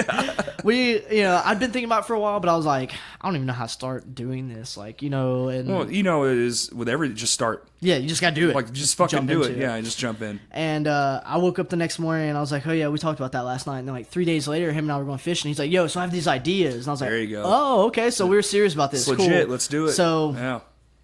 we just jumped into it. And That's this. Yeah. That's what we're doing. I what you just gotta jumped do. in, man. Like, Yeah. I talked about it for 2 years. And they finally did it. And then just fucking did it. Yeah. Because talk ain't shit. Yeah, no, Yeah. you just gotta get the gear and then do it. Yeah. Because my girlfriend's really into podcasts, and she wants to start a podcast. She just bought like a bunch of gear and stuff to do it. She was doing one with some people, and I don't know if they're still doing it, but I think it was like there's a lot of conflicts with scheduling. One of the people's like a mom and stuff like that. So she wants to do one, and I'm just like, she bought the gear and she's like, do it. Even You if it's just you in a room to start. There's lots of people who do it just them. Absolutely, yeah. So, and she's like really into like the last podcast on the left and like murder mysteries and stuff like that, and so she wants to do something like that. But yeah, I think a lot of stuff is just like you just have to do it. You gotta jump into it, do it. So we've been focusing on that, and he's up in Fayetteville now, so that's like really a perfect place for it. There's a is great doing that place because there's a lot of places up there, like people we can become partners with, and like stuff like That's that. just that fucking whole area is exploding. Oh yeah, it's I'm insane. gonna end up there. The amount of life going on up there is insane. Yeah. All different kinds. It's too. great. It's not just a college place. No, like not anymore. It's a little more dead during the college season or during the like not non-college season, like when football's not going on and stuff Well, like you that. got everybody goes home. But that just makes it better. Yeah. It's a little bit easier to get down the street. There's so much culture up there. Right. It's cool. Like, do you know Vaughn Mims? You should have him on the podcast. He's a local artist. He was originally from here. VAUHN. VAUHNMIMMS. Write that down. Vaughn Mims. His brother is and he's in Fayetteville, you said? he's in Fayetteville currently, and his little brother Tal Mims. You had Jordan Cox on recently. He Sure was actually did. in a band with Tal. Okay. And it's TAL, not Towel. It's Tal. No. I actually know a guy named Tal, so that's hilarious. Yeah. So he's cool. He's a little bit younger. The first time I actually met that kid, I thought because he didn't look young when I first met him. Sure. And he asked me for a beer, and then I met his brother, and he's like, "Yeah, this is my brother." And me and him were talking. Vaughn was like, "Oh yeah, like I'm 18." I was like, "Wait, you're his older. How old are you?" And he was like, "Oh, I'm 16." I was like, "Give me that beer back." Yeah, dude. What the fuck, man? You 'cause trying to get me in trouble? We were at a house show, and like, I was like, "You motherfucker." I got arrested at a house show Really? for that bullshit Oh, right yeah, there. And I it's, didn't give it to nobody. I didn't even bring the shit. Yeah, it was just. But I was over people were doing 21. it, yeah. Dude. So they're like, "You're contributing," and you're like, No, I'm not. I just was in here. handcuffs for like 2 hours, man. "Dang." Yeah. Yeah, that sucks. It's Luckily, the homeowner showed up. and The parents. Yeah, I was kinda like, worked I was out. like hoodwinked, basically. yeah. I was just like so fucked. And then it ended up working. And I we were in Texarkana, and I took the gear, dude. I just threw it in my fucking trailer, literally. Were y'all playing a tossing show? shit. Yeah. Oh, okay. See, we were brought there to perform. Yeah, and it was. So I was like, we're an act. Like, Yeah. we're not here. That's so fucked. Like, we don't live here. Like, Yeah. I didn't bring this fucking beer Yeah. here. Like, what if you were a touring band from like Washington Exactly, State, yeah. and you got arrested Exactly. because you were straight edge and you were of age, Right. like They you don't know, care, man. Yeah, They don't that's care. Ridiculous. They're like, well, you're the only one here over age. I was the only person in the house, I think, that was over 21. wow. So it's like, well, you had to get it for him. I'm like, oh my I didn't. God. Yeah. You know how easy it is to get alcohol? Like, Yeah, come dude. on. Like, someone's older brother exists. Dude, Like, the first scruffy guy you see walking into the liquor store, hey, Yeah. man, want a free six-pack? You know it. yeah. He'll buy you a Boom. beer. He don't give a Yeah. fuck. I was coming here to get me some vodka, but I'll take a 6-pack too. That's, You yeah, know, like- exactly. Yeah. Pack of vodka. Yeah, 6-pack of vodka, exactly. Like 6 bottles of Pinnacle vodka. But yeah, Vaughn, he's a cool dude. He's actually man. doing I'll some hit him really up. cool stuff in Fayetteville. Jordan Cox just did Vaughn did like a was it Labor Day it just happened? Yes. He did like a Labor Day, like he called it yard sale. Yeah, yard sale. Yeah, so that was his thing. Okay. Yeah. So Badass. he did all that at his house. And I was actually in Fayetteville at that time at my friend's house, and I hit up Jordan because I was like, "Hey, what time are you performing?" But I had his old number, not his new number, and I could have probably just shown up and just But he said he was like, "Good thing you didn't just come because the times were all messed up." And like, I wanted to go and check it out, but by the time that I was like, "Oh, maybe I can go over there," did not need to leave. I was like, "I don't need to drive okay. anywhere." Right. Yeah. So I was Been like, "I'm just there. gonna stay here." Yeah. Yep. It was Labor Day. Like we started drinking at like I think we like got 4 a.m, man. You got Yeah, Labor Day, right, just yeah. like stay drunk. Well, so like me and my girlfriend got up, we drove to Fayetteville. We got there like 2, and everyone else had been drinking since like 11. Oh my god. Yeah, so that's where and it's I got at. there and like instantly was handed a beer. So by the time like 6 o'clock rolled around, and I was thinking about going there. I was like, I should probably just stay here. Safe. Probably shouldn't Just go be anywhere. safe. Yeah. Especially in Fayetteville, cops are like, oh, dude, hey, what's yeah. up? You know, like, Yeah. don't fuck with that. But, yeah, he's really cool. But I'll message him for sure. where were we before that? We were talking about something, then I led to that. But We did, we mentioned Fayetteville was exploding. oh We yeah, got on that. there's just a lot of culture up there. You know, Yeah. I mean, it's like it's a place where there's so much going on. They have enough venues, really. You know, I mean, they have like they have George's, and then they have That's the one I'm familiar with. Nomads. Then they Nomads. have Smoking Barrel's really cool. Past Comfort played at Nomads last. No, No, they Go played for Gold. Springfield last night. Go for Gold played at Nomads. Yeah. That's what it was. Yeah, they confused me because they both left for tour like the same fucking. Well, one was just a 2-day thing. Yeah, they just and did like a then, weekend, And then yeah. Past Comfort's Yeah, on they're tour out for a few currently. days. Yeah. I think 11 days or some But shit. Nomads seems to be cool. My friends were actually playing down the street. I think Nomads is off Dixon, I believe. Yeah. I think It's a dude from. it's been a while since I've been up there, man. I need to think get it's up the there more. guy from the Backspace who's is called- another one there. Yeah, and that place is the shit. It's cool. It's my favorite. it's really shitty, but it's really Yes. cool. Well, dude, that's where Yeah. Look at me, man. I just gravitate to garbage dumps. Like I love that place. It's great. No, I love it. I was afraid to The play there a low few end times. in that room. I know I'm being nerdy right now, but the low end spectrum. I'm a bass player, so it's Dude. like I rattle that place. Yeah. Well, I was drumming, and it was this band me and my wife were in, and I was like, dude, you go around the drum set, and you're just like, holy shit. Yeah. Everything is just big in here. Yeah. Because it's And it's just an a old trailer. mechanic shop. Yeah, It's an old mechanic shop. Is that what it was? Yeah. So, like, I just look at it, I'm like, this is Well, like a that trailer. That side door, so just to that show makes you my sense. age, that side door, the way it opens up off the ground, you know what that is? So loading dock, it's a loading dock for a pickup truck. to bring in parts and To stuff. bring in parts and shit. So it's not a loading dock for like a big truck, it's a loading dock for a pickup. Then you put a ramp right there. Yes, they do. Because Or a fucking step loading stool or something. Loading It's an 810 down that is a bitch. Yes.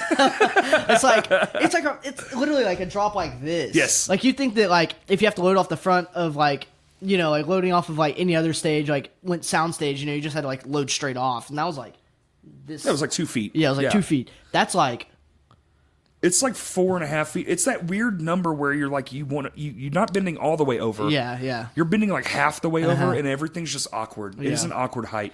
It's a cool place though. I mean, it's just like it is what it is. Yep. It is DIY. Like it's like 100%. half the time I don't know if like any of the mics work or whatever. Fuck them. It's a big room. Yeah. It's a small room. I mean, you'll yeah, hear it. Yeah. Just So it's scream. like exactly. Yeah. Like the last time we played there, it was us, Call Marks. I don't know if you've ever seen Call Marks. So Kirby, Westmoreland, who drums in Yellow Juice, he's in Sean James. He plays drums for them, and they're like. They started out kind of like sounding more of like post-hardcore. It was like Touche-ish, like Law Dispute-ish, kind of stuff like that at first. But now it's more like heavy, like rock kind of stuff, I guess. But we played with them, and like they bring 1 million people all the time. It's Philip Ferris, Philly.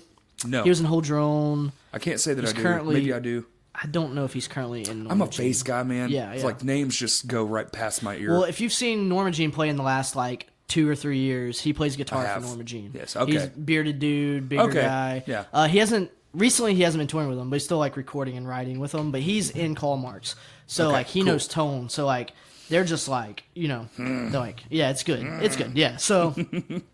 But they're a good band. They bring a ton of people. So like we played with them last time we played there, and it was just hot and sweaty. And luckily it was like late spring, so it wasn't like 90 degrees yet. But it was Right. like I think there's one AC unit in there, maybe. Maybe. I think it's a window unit. Yeah. Yeah. Yeah. We also played there when it was like 15 degrees outside. Fuck and that. That Yeah, was like that's the at worst first we stuff. got in there and I was like, this sucks. See, that's... But then when people packed in, it was yes. fine. Well, yeah, it warms up. Yeah. But you have a few beers, you're good. that's the, like out here in this shed, dude, where we practice, man, when it's fucking 10 outside, it's 9 in there. Like Yeah, whatever it yeah, is, yeah, it's yeah. lower or They'll just whatever. have, If it's hot, it's hotter. Yeah. It's just like, it's just Yeah. so miserable. It's the whole time. The only time it's great is fall. That's it. Spring Yeah. sucks. Winter sucks. Summer sucks. Yeah. That's how it goes. But yeah, Backspace is great. Fayetteville is cool. I feel like their music scene's just now coming back up as well, though. I think 'Cause so, they had a like really just like I think it was a just while. everything, man. Yeah. Everywhere. It was everywhere Yeah. because there was venues closing that you were like, if you pay attention to other states, you're just like, no fucking way. Yeah, yeah. How was that place closing down? Right, yeah. Yeah. And you just like it wasn't just here; it was everywhere. Yeah. It kind of, yeah. I know you've mentioned like the recession. I guess that's what it was. Like, I think that's what it was, man. I people think just didn't have. it didn't show up here in ways like it did in other places where Yeah. people were losing their houses. Right. People were Yeah. becoming homeless because of it. It showed up here in just the other shit. Yeah. There's no Yeah. more doing stuff money because now the money is just like and everyone was scared too. Yeah. So they're like hoarding what they do have. Yeah. You know, it was a whole thing. Yeah. Yeah. But I think it just affected our entertainment because For it was sure. like, I mean, dude, if you could even go to a movie then, and it was like, I'm here on opening night and there's 2 people. Yeah. Yeah. It was. That was about the time the Village closed too. Yes, it was because the same like time. it was just like It was dead, dude. that Trust place was me. too big to facilitate what wasn't Yep. like you know like It was a few losses in a row, Yeah. and Blake's a good friend of mine, and it just sucked. Like, I showed up there, and then I found out it was the last show, and I was like, I'm Yeah. so fucking sad. Yeah. Yeah, Blake's just like doing like the ticket thing and then That's it. Fringe. Does he own Fringe? Oh, yeah, him and his wife. His Kendall. wife Yeah. like runs it because I use his pre-sale, so like I always Yep. go up there and pick up the pre-sales from there. But Yep. I think him and my brother were like in the same fraternity. Okay. Yeah, because like once like whenever I was like going to shows, all you know, like whenever I was younger, my brother was like, "Oh yeah, do you go to the Village?" And I was like, "Yeah." He's like, "Yeah, like my fraternity brother, like is like, I think he's the owner of that place or something." And I was like, "Oh, okay, cool." Yeah. Blake, I think. you know, like, yeah. And he was like, yeah. I was like, cool. But I don't think I think he's older than my brother, so like he was my brother was the younger. Village was like unfortunate in that it happened at the end of the boom era Yeah. into the slide of death.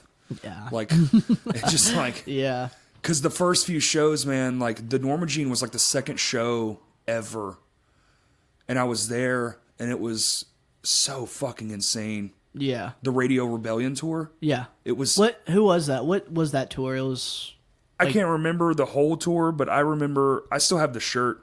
It was Norma Jean was headlining it, and they had those cabinets like that were like just on top of each Yeah. other, like weird angles and shit. Yeah. It looked like a mountain kind of think on each side. I think I'm thinking of Under Oath show.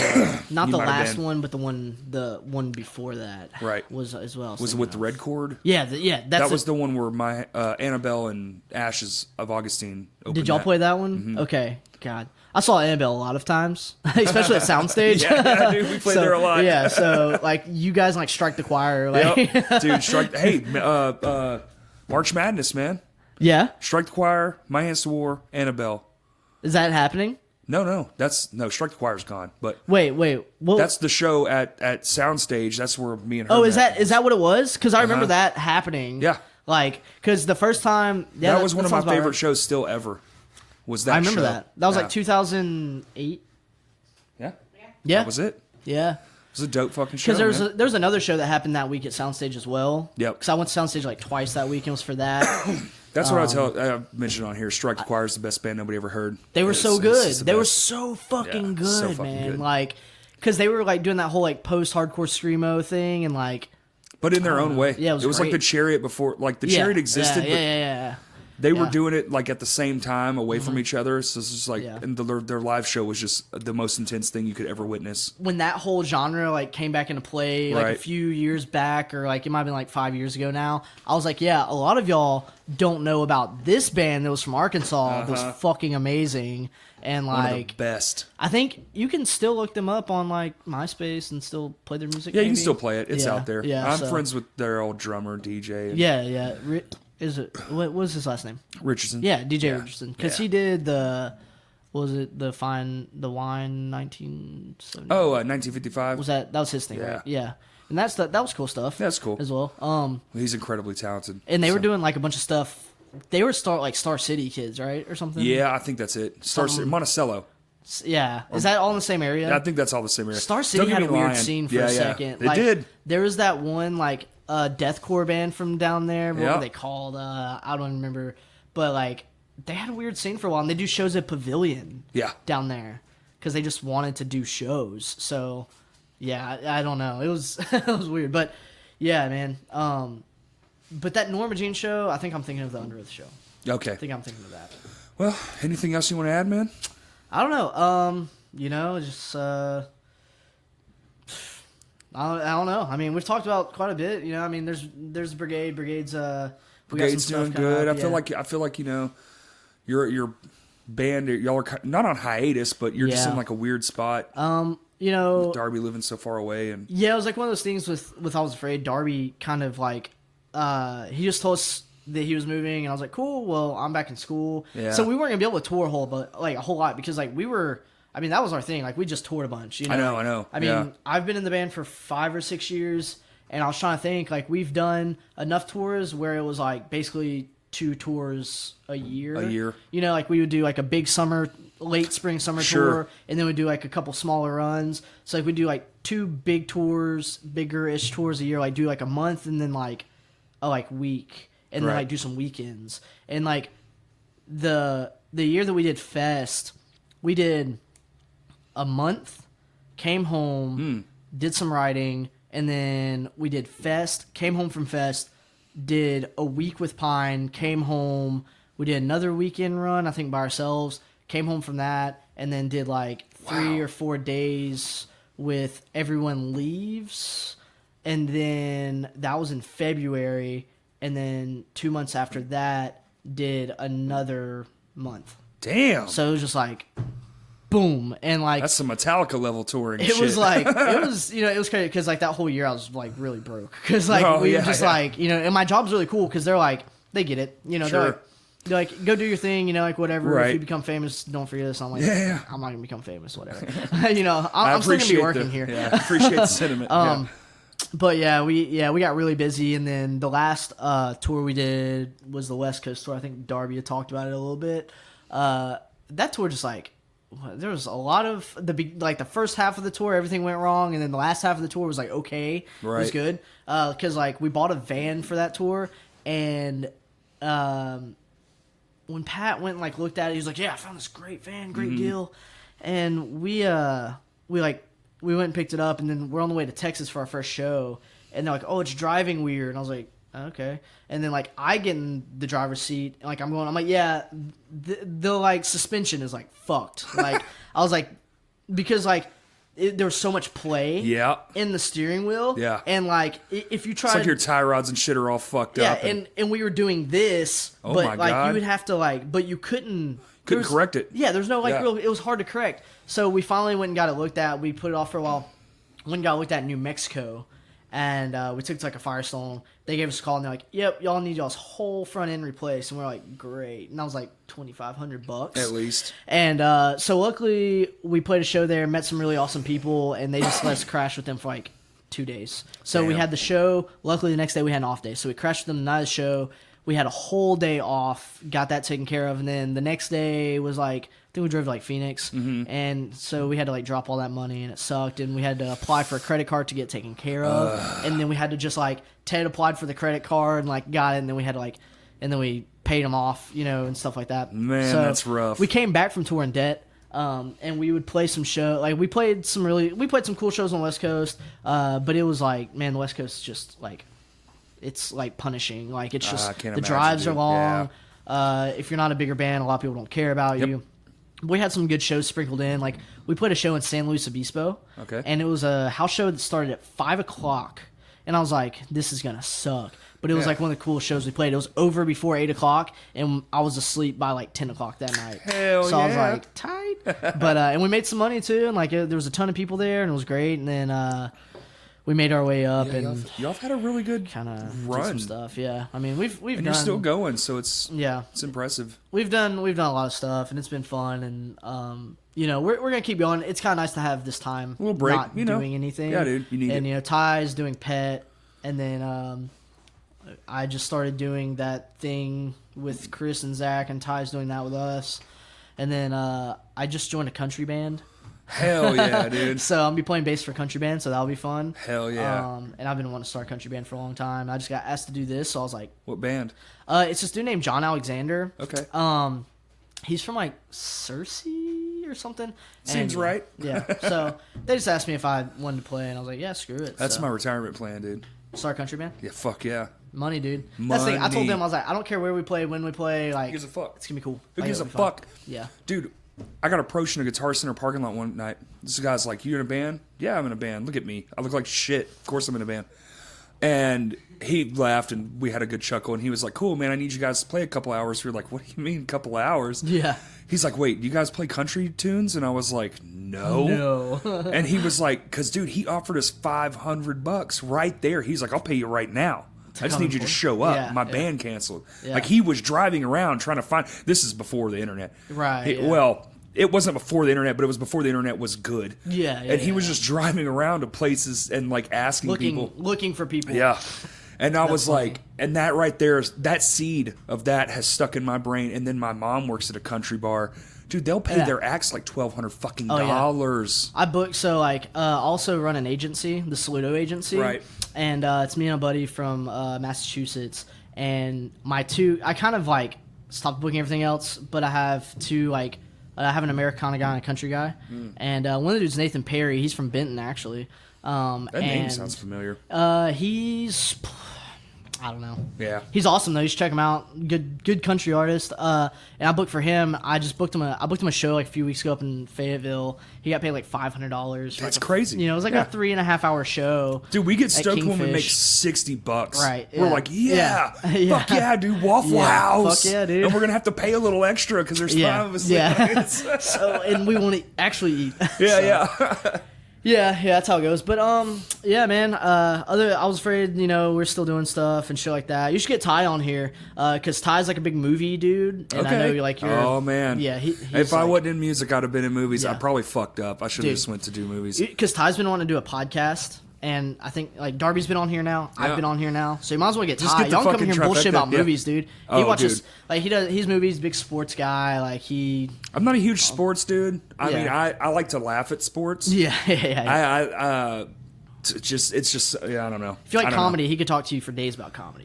Dude, I have a comedy notebook. Oh, really? I want to do stand up so bad. Dude, yeah. It terrifies me though. Yeah. As much as I've been on stage and done shit in front It's of a people, different and, world, man. And I have like this podcast but it's so different. You have to make people laugh at you. And that's the Yes. scary part because it's like. I mean, I already Yeah. look funny enough. Yeah. The problem is am I funny when I speak? I don't know if Chase Turner's still doing stand up. I don't know. I didn't know he was trying. He I would have brought that he, shit he up. He did a couple things at the Looney Bin.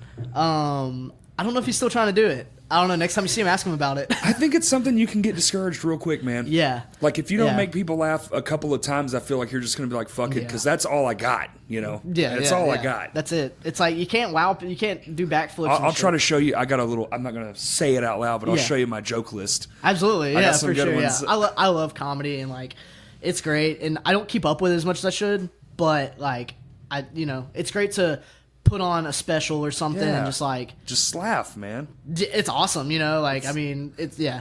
Laughter's But the best medicine. you should get Ty on here though, man. I will. Y'all could talk about some cool stuff. I'll It'd hit him probably up. be like I think I've only listened to mainly like your music stuff Sure, on sure, here, sure. like Stan, and Yeah, Jordan. That seems to be Deshaun. that seems to be most people. Yeah. They really like so- the music centric stuff, which I'm interested. But I'm yeah. interested in everything. Yeah, right. So like that's what's cool about your podcast. You have something for like kind Try of to. everyone I'm listen trying to. Yeah. And that's who why I want was like music interested and about you because Kurt was like, yeah, he does this. Oh, he likes fishing, and I was like, what? Yeah, fishing? yeah. Like what? Yeah. Okay, so we can talk about that sorta. Yeah. And the only thing I have in common at this point with fishing is my last name, but Yeah. I'm out there like I might go and feel hit like- the Celine after this. I feel like maybe. you do like what I do. You just like fuck sleep.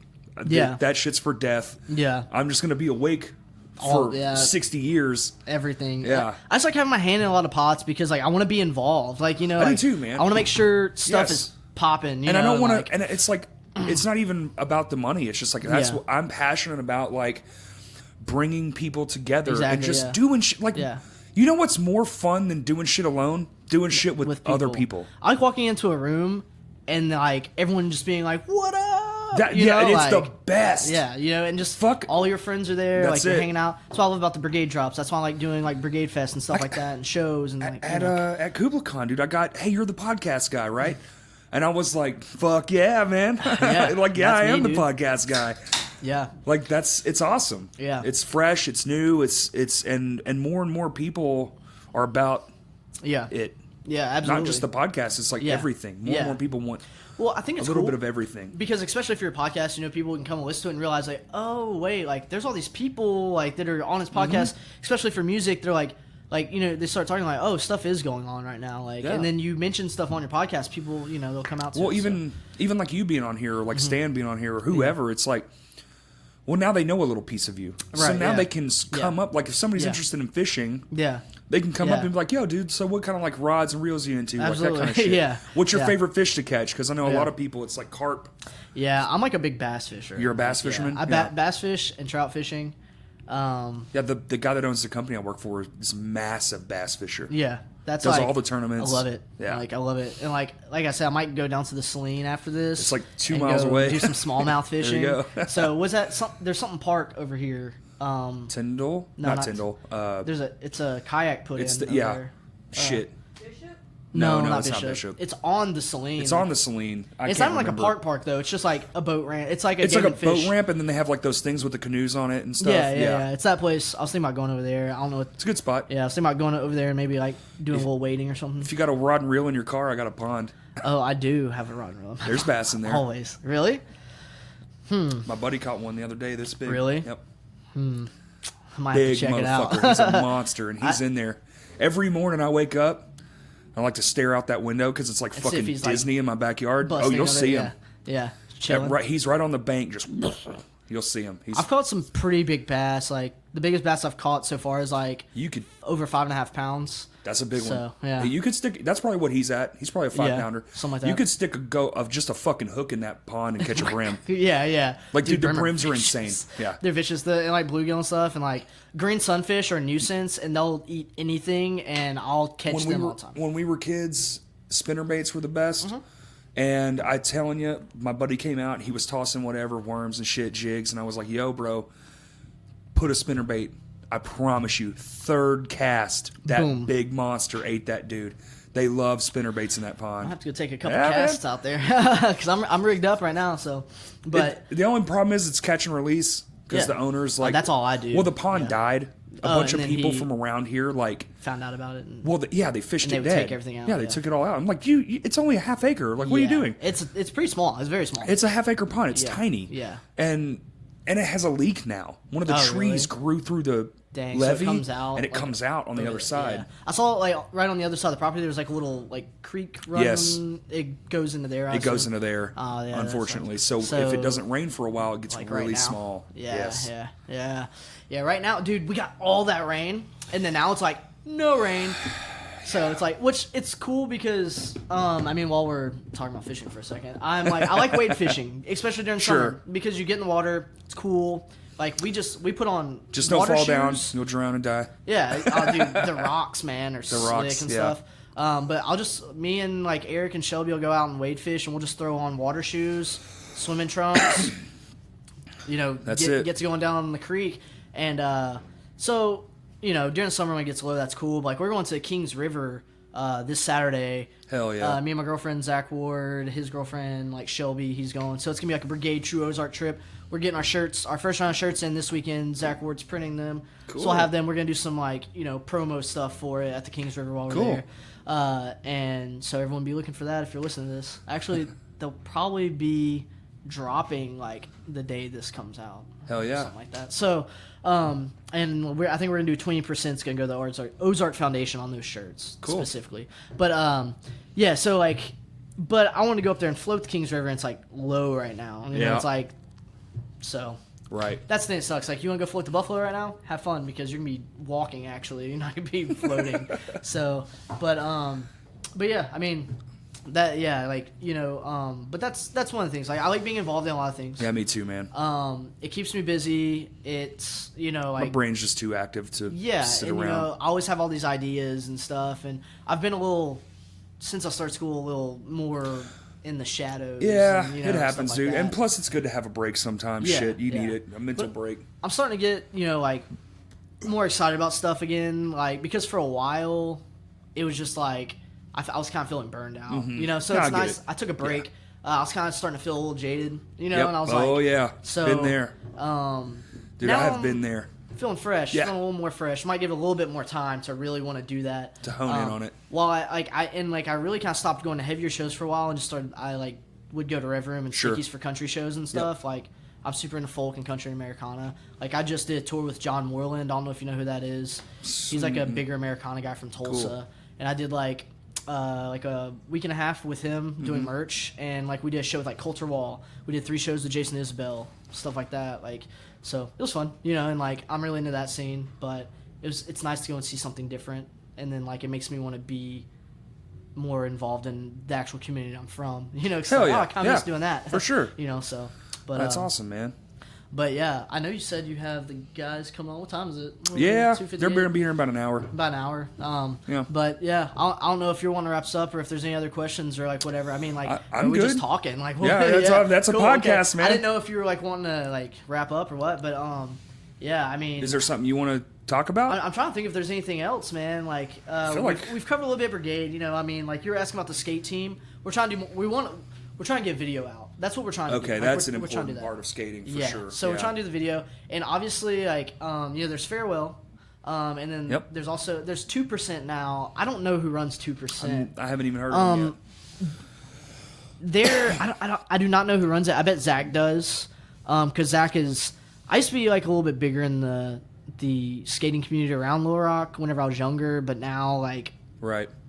I know the older dudes. I don't know anyone Right. else, and I don't really pay attention to it anymore. I tried to do a kickflip and stuff the other day.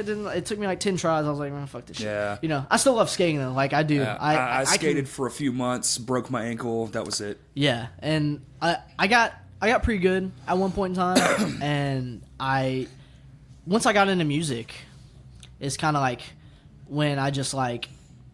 Hey, can I use a restroom real quick? Go for it. All right, Yeah, cool. you're looking antsy. That's all I was like. That's what I was asking. I was like, about to die. yeah. You can keep talking. Yeah, I'm just chilling. I'm drinking beer. So, yeah, I was like, he's looking antsy. He's like, but yeah. So, I'm just chilling. It's like I know this part of the podcast because I've listened to enough of them where Corey's like, all right, I gotta go use the bathroom real quick. I'll be right back. Yeah. So, actually, I need to check my phone. So this is perfect.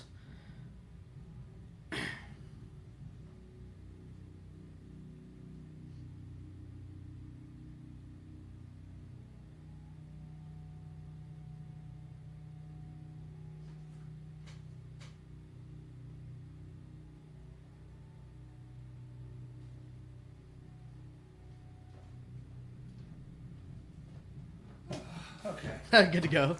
Yeah. Yeah, I told her I was like, I know this part of the podcast. After there's been a few, Well, I few fucked up. Well, it's not even really the beer. It's the fucking. I had this big energy drink. Yeah, I drank a yerba. Yeah, and before then I came, had a so big it old would glass do of water that. before he showed up too. So I was like, I fucked up. I should have went to the bathroom before we even started. Is what caffeine does to me is like either like this is the nasty part of caffeine for me is like I'll end up having to poop all day, Yeah. or Shit. it just puts fluid straight through me. Like I Yeah. drink something after like drinking something high in caffeine, and it's like I'm gonna have to pee. I'm Yep. gonna have to pee. Surprised I don't have to like explode right now. I go on like water binges where I'll just drink water, Yeah. just unbelievable amounts, Yeah. and I'm pissing like every 30 minutes. Literally, Yeah. it's insane. I do that like whenever we have long days at work. Usually we don't get a whole lot of stopping points. I'll grab like one of the big smart That's it, waters, yep. and I'll like chug that, and then it'll be gone like midday, and I'll go get another one. Mm-hmm. And those are like 40 something ounces, or I don't know. Oh. They're big. They're big. I think they're 60 something. It's like one of the right? big ones. I don't Yeah. know. It's two of them I know is like the amount for my body size I'm supposed to intake. A day. So, yeah, in a day. Yeah. So that's nice to know. I can drink 2 of those and like I'm healthy, right? Like I don't know. No, you're probably still. yeah. And it's like for a while like I still am. I'm like into lifting and stuff. I like Okay. lifting. I've kind of taken like a year off and like kind of just gotten fucking. Dad body Yeah, engaged. yeah. Yeah. But like so I was for lifting purposes, I was drinking a lot of water and Yep. stuff like that. Just to try and not be sore. And, Keep the lactic acid down and keep your Yeah. muscle retention good. Exactly. Water's yeah. important. So it's like one of those things. Drink water, kids. Yeah, Yeah. drink a lot of water, especially when you're on tour. Whenever you get to the venue, drink as much water as you Yep, can. 'cause you're Do gonna lose not it. drink it in the van because then you have to stop every Right. fucking, like. Well, it's important too. It's like Because your body crashes. So you play a show, Yeah. especially if you're a high energy band, your body takes a dive, a Oh, nose yeah. dive after Absolutely. you're done. Yeah. And if you haven't All that refreshed sweat. yourself up to that point, dude, the next day you're going to be miserable. Yeah. Because there's, well, I guess we can be scientific. The lactic acid that comes out of your muscles to repair them. Right. Yeah. That's what that is. Yeah, That's what soreness is muscle Yeah. repair. So unless you get ahead of that and try to curb Exactly. the release of all that, you're going to be in a terrible It's spot. what happened to me recently. Yeah. I decided like a couple Mondays ago, I was like, all right, this is it. This is the day. I'm gonna get back into the gym. I'm start lifting. I'm gonna get back on, my routine. I have not been taking care of myself recently as far as drinking water and stuff goes. Like I haven't. And dude, the next week was bad because I just went straight back in, like did my thing. Yeah. I'm not gonna be like, oh, I lift this much, but I went back and I was Right. lifting what I was lifting, and dude, the next day was like, it's always the second day for me though. Like, so the next day is like I can feel the soreness. It's the day after that that really hits me. So the next day I was like pretty sore, and I was like, tomorrow's gonna suck. I woke up next day like I'd blown myself out. Like it was bad, and I was sore for like a week, and Right. and I was like, all right, I need to like take care of my body before I get back into doing this. So Yeah, it's and 100%. Yeah. yeah. So I just got busy with school and stuff, and was like, It happens, man. so, Life gets in the way. yeah. Shit has to take a And back seat. It's something I really like to do. But the gym, it makes me feel great. It helps me sleep better. Sure. Because like I get, man, like we were talking about, like you like to be involved in a lot of stuff, and I like to be involved in a lot of stuff too. And like that's the thing, is because my mind's always, I'm always man. going. So like if I'm not doing something, like fishing helps because I'll go out and I'll be in the sun all day and it makes me tired, so I'll fall Yeah. asleep that night. But like if I don't do if I don't have anything to do or something to make me tired, I'm gonna lay in bed like twiddling my thumbs for a while and like. Oh yeah, I tell people I don't dream. I'm taking a nap while I'm having thoughts. Like I'm going over shit that's in my kinda me head. too. Yeah, And like I don't want to say that I have like ADHD. I definitely do. Maybe I do. I've never been Diagnosed tested. 100%. I might need to go because like You know what I think that is though? It's just like you have ADHD. It's another way of saying you're creative.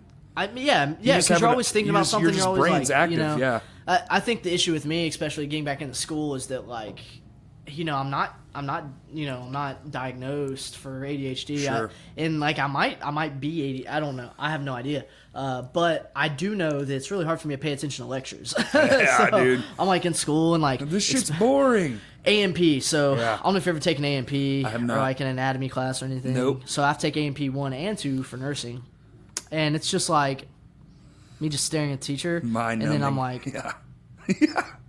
dude, what if I was afraid to do this during our set? Yeah. Like, and then I'm like, oh, he's talking. Yeah, I need yeah. to like, You think it's possible to light your guitar on fire Yeah. and keep it? yeah, exactly. So yeah, it's like basically in my head, like whenever I'm in class, it's like I'll start listening for a second, which is why I need to like start recording. I need to like bring my iPad to class and record the Yup. lecture, so that I can just my thoughts can wander during class. I don't have to fucking worry about it. And they got those text to type apps Yeah, now, man. yeah, Yeah. It'll just lay it all out for you. Dude, Go back and read it's it. crazy. Like whenever I get, I don't know if your phone does or whatever, but like whenever someone leaves me a voicemail, It's auto. Yeah, it transcribes it. yeah, that's tight because awesome. like someone can leave me a message, I can just like look at right then. And it's like, hey, this is so and so from so and so. I'm Yeah. calling you about so and so, and I'm like, okay, I'm in class right now. Yeah. I don't care, whatever. Yeah. So that's cool. Like I don't have to worry about like being anxious about like getting back to someone. I think that's all it should be. I think they should get rid of voicemails altogether. And it just transcribes. You That's can just it. read it and then like call them back like, hey, I read your message, like or Right. whatever, Because like not a business, someone that runs a business can't just like.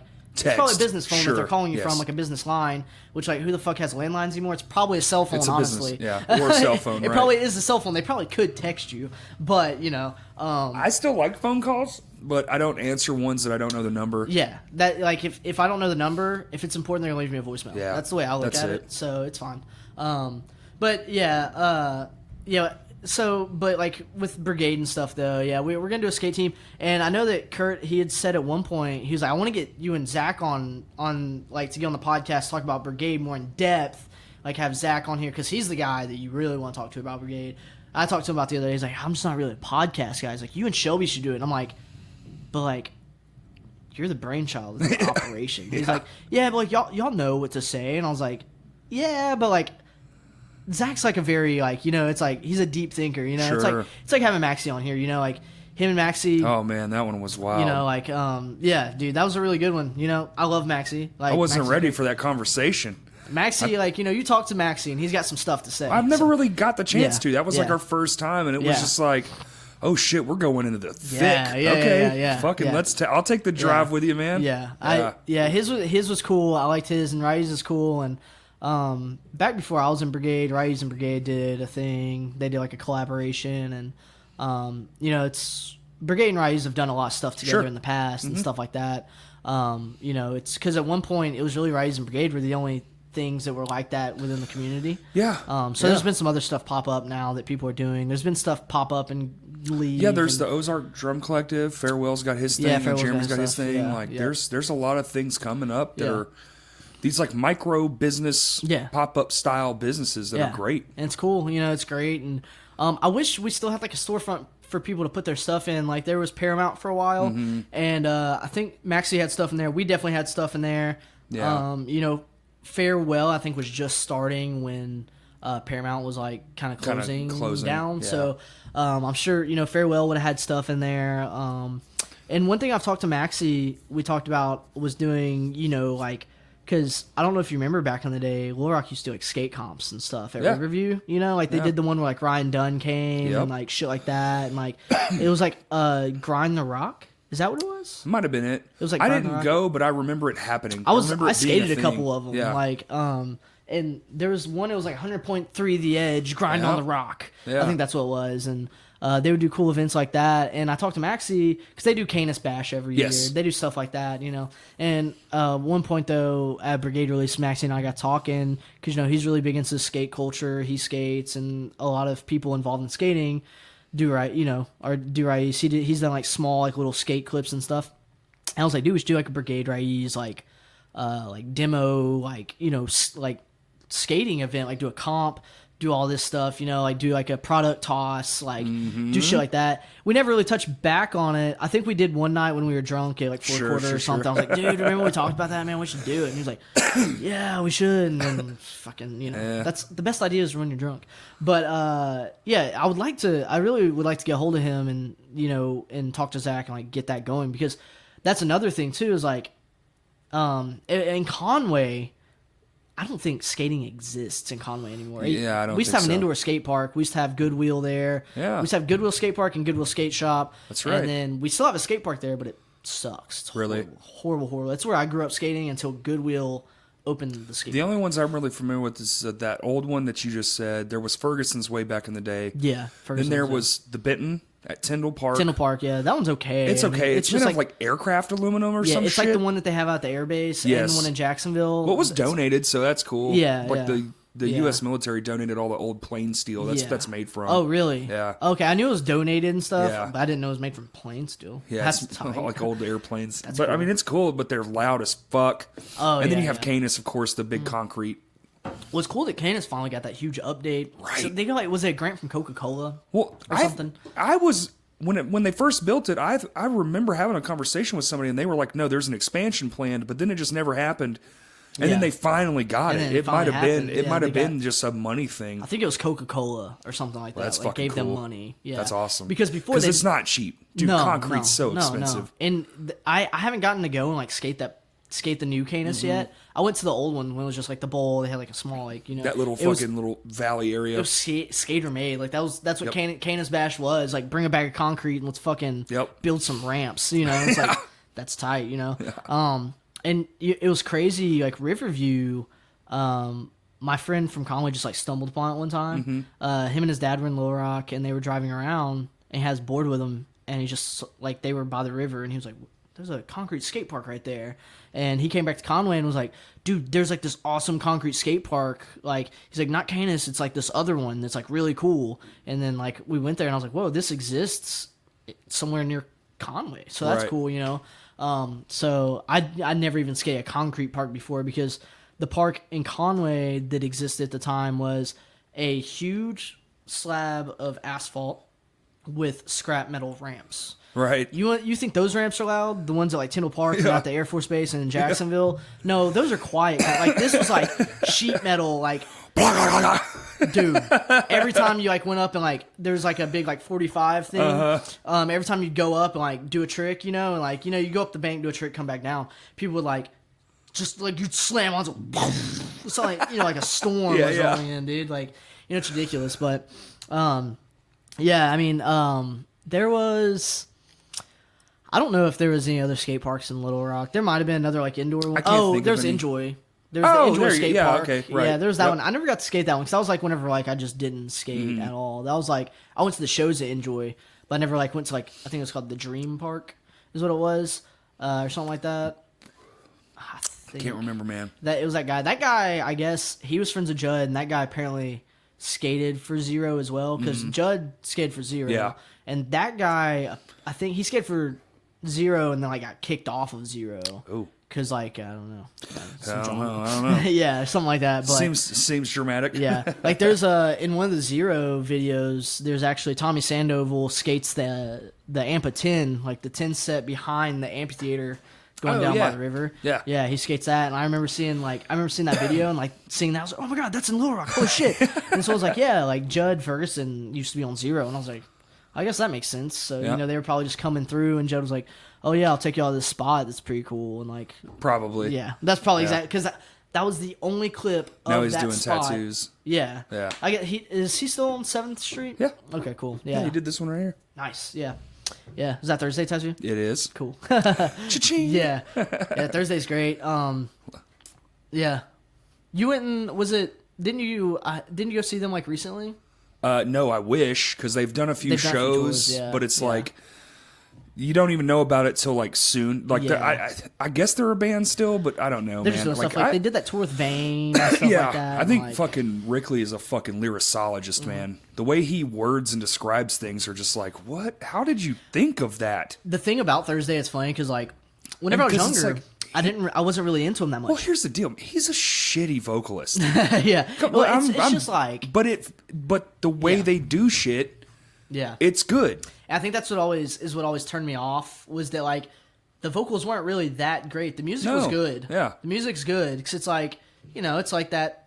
It's kind of Taking Back Sunday-y, like poppy with the bar also chords. Like post-hardcore. Yeah, a little bit. So it's like, it's cool. Got its heavy moments. Yeah, like... They were good. Like if you put them on a show with Glassjaw and Taking Back Sunday, it would be that'd be a great fucking. show. You know what I mean? Yeah. They're like the middle. Sign ground. me up. Yeah. Can we have that show, please? Yeah. Like one of my friends, like his favorite band ever is Thursday, and whenever they're up there for me, man. They're a great band. They were a band that I didn't get super into until like the more recent years when as I've gotten older. Right. It's funny 'cause I was into stuff like them whenever I was younger. Just never really honed in on them, like I was into Finch and stuff like that, and I was kind of in that, stuff, and they also were dropped in the, I feel like, bowl with like Poison the Well and stuff like that. Poison the Well is one of my favorite bands they were doing those tours. I feel like they have that weird thing where it's like, where do they belong? Yeah, like they kind of have their own speed. Yeah, it was just like you just throw them in with everything. Yeah, so they're doing these tours with these heavy ass bands, exactly, that they really don't necessarily fit the mold. Yeah, but you can't put them on this easy listening tour either because they're not going to fit that. They couldn't necessarily tour Take Back Sunday, right? Like, exactly. That's what I'm saying. Like they could. They have, I think they have actually. But it's like, what are you going to do? Mm-hmm. So you invented a style of music that's like, you're in there somewhere. Yeah. So you just play with everyone and see what sticks. Yeah, exactly. And that's a cool thing for a band. I feel like that's... I call it the As Cities Burn complex. I feel like they have the same problem. Yeah, As Cities Burn's like really in that like weird thing. And especially with their first record. Yeah. It's like, it's heavy, but it's not at the same time. Post-hardcore-ish, but it's not. It's still like that alternative kind of sound as well. Yeah, As Cities Burn, another band, great band. They've been coming back. That the last time was Unfortunate Circumstance. It's really crazy. So that Many Rooms band that played that, my buddy was filling in for them. Okay. So they stayed with me after the show. Many Rooms did. And I was like, yeah, how'd the show go tonight? And they were like, it was cool. And I was like, yeah, what'd y'all think about the promoter? They're like, he was weird. It's bad. That's the whole situation. But yeah, that was. They still haven't been paid. They didn't tell me like anything though. Like they didn't explain. They were just like, he was weird. But I know now. Yeah. And I was like, they didn't. I feel like just for the sake of like probably a business standpoint, they just didn't talk about Yeah, it. you can't. Yeah. You know, because one, you're still in the tour, and things matter. Things get said, Yeah. and they come back around. Like, look Yeah. how much disruption that made. Yeah. You know, Yeah. and that at a time when we really don't need something like that happening. Absolutely, is very unfortunate. Don't need no because, drama and stuff. Like, You know, and never mind. I'm not at liberty to really say, but Yeah. it just it just is unfortunate. Yeah. There was a lot of things happening at the same time that just Yeah. like we didn't need this. That was, it's a sharp blow. Mm-hmm. If I hope they come back because they Yeah. are one of my favorite bands of all time. I think they have enough ties here. That They do will. have a ton of They have ties a ton here. of friends Yeah. that live in Little Rock, and it's like one of those things. It was just like, But The they wrong just need to person. come back and they just need to play at Vino's show because was that's great. really their spot. that show was so good. And they just need to fucking, bring Emery, bring whoever, and just have a stacked bill. Yeah. And just sell it out and have a Yep. good fucking time and just Yeah. relive the old days and blah blah blah blah blah. Yeah, yeah. And Emery's still Yeah. putting out music. Yeah, that's good. which is crazy. Yeah, Yeah. It's good stuff. And Emery was kind of another band. It took me a little. What was that? What was the record? Question. Against the Wall. Was it Question? What was the Wall record? The Something. the Wall is the Week's End. The Wall. Walls is the Walls. song. Yeah. The Week's End Week's is the End, record. that record. That's their first record. Yeah, that's like the one that I always refer back to. But 'Cause I the don't think- second record is a masterpiece. Yeah. Like it really is. Like every song is a hit. They're like one of those bands that I feel like we're on so many bills of shows that I went to It was for a while. fucking everything. Yeah. Yeah. Same as like them and there was another band too. Dance Gavin Dance. Well, too, Solid that- State, yeah. the record label was on a tear. Yeah. for They a were while, just yeah, like, yeah. we want this Yeah. style. Yeah. Yeah. Where it's like, yeah, they're good. amazing. And they like just started doing stuff, I guess, again. Yeah. Recently. yeah, whatever that is. They're doing stuff. Yeah, So there you go. yeah, and like that was like at Vino's they played. So that's the funny thing. Yeah, so like, they played that show at Vino's that I went to, and when they started playing, I was like, "What the fuck is this?" Yeah, yeah, you know, because they were like in the middle of like all these Right. heavy bands, and then it was like Dance Gavin Dance, and I was Downtown Battle Mountain 1. like, "What the hell? Yeah. like what is going on?" Yeah. Like all these timing signatures and weird Yeah. notes, and the singer is in an octave that is like, what? Wasn't it what's his name did vocals for them? What was that guy's name? Don't get me lying, dude. It wasn't the laptop guy, was it? Wasn't Dance Gavin Dance? Oh, maybe it was the laptop guy. The guy that was selling bunk Who was the MacBooks. singer for Dance? Yeah, it was the laptop guy. Yeah. What's his name? Johnny Craig. Johnny Craig. Yeah, that's yeah. it. He sang. I think he was singing for them at that Vino I show. think you might be right. And yeah, When he was in Dance Gavin Dance, laptop scandal, like he was good. yeah. I mean- I recently got offered like a couple times to drive for like some of his tours, and I was like, You got no laptop. because he does that one thing now. It's like crosses or I I don't know man. what it is. I don't know. It's something like, and it's I thought it was. I don't know. I don't he keep does up. like he does like a don't weird keep up. solo thing now, and Yeah. like my friend who like manages like a bunch of artists and stuff always gets hit up like whenever people are looking to fill Right, jobs and stuff, and he was like, hey man, yeah, Shit. this person's looking for like a driver and stuff. I'm like, I'm sure I get paid well, but like I don't think I want to go do that. you kind of gotta. You You know, kind of gotta pick so, your moments. yeah. It's like pay or like being on tour with him. Right. No, thank you. So, but Well, I got another podcast in 30 minutes. yeah, dude. Wrap this shit up. Cool. Yeah, man. Tell everybody where to find you. Yeah. So you can find Brigade. You can find us on Facebook, Twitter, Instagram. And then True Ozark, you can find us on everything. Instagram, Facebook. Our Twitter's not super active right now. Everyone, I feel ya. I feel like most people that are listening to this probably know where to find I Was Afraid at this point. I think so. I And think Jungle that's Juice.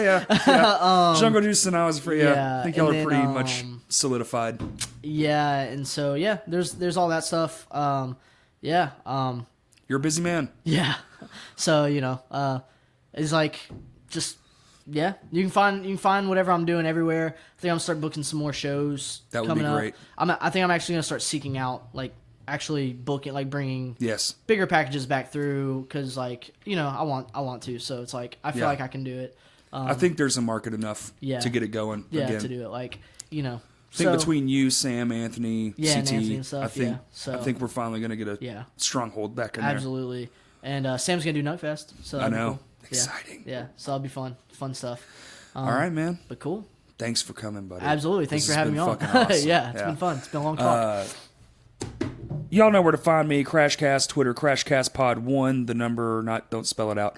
And thanks for listening.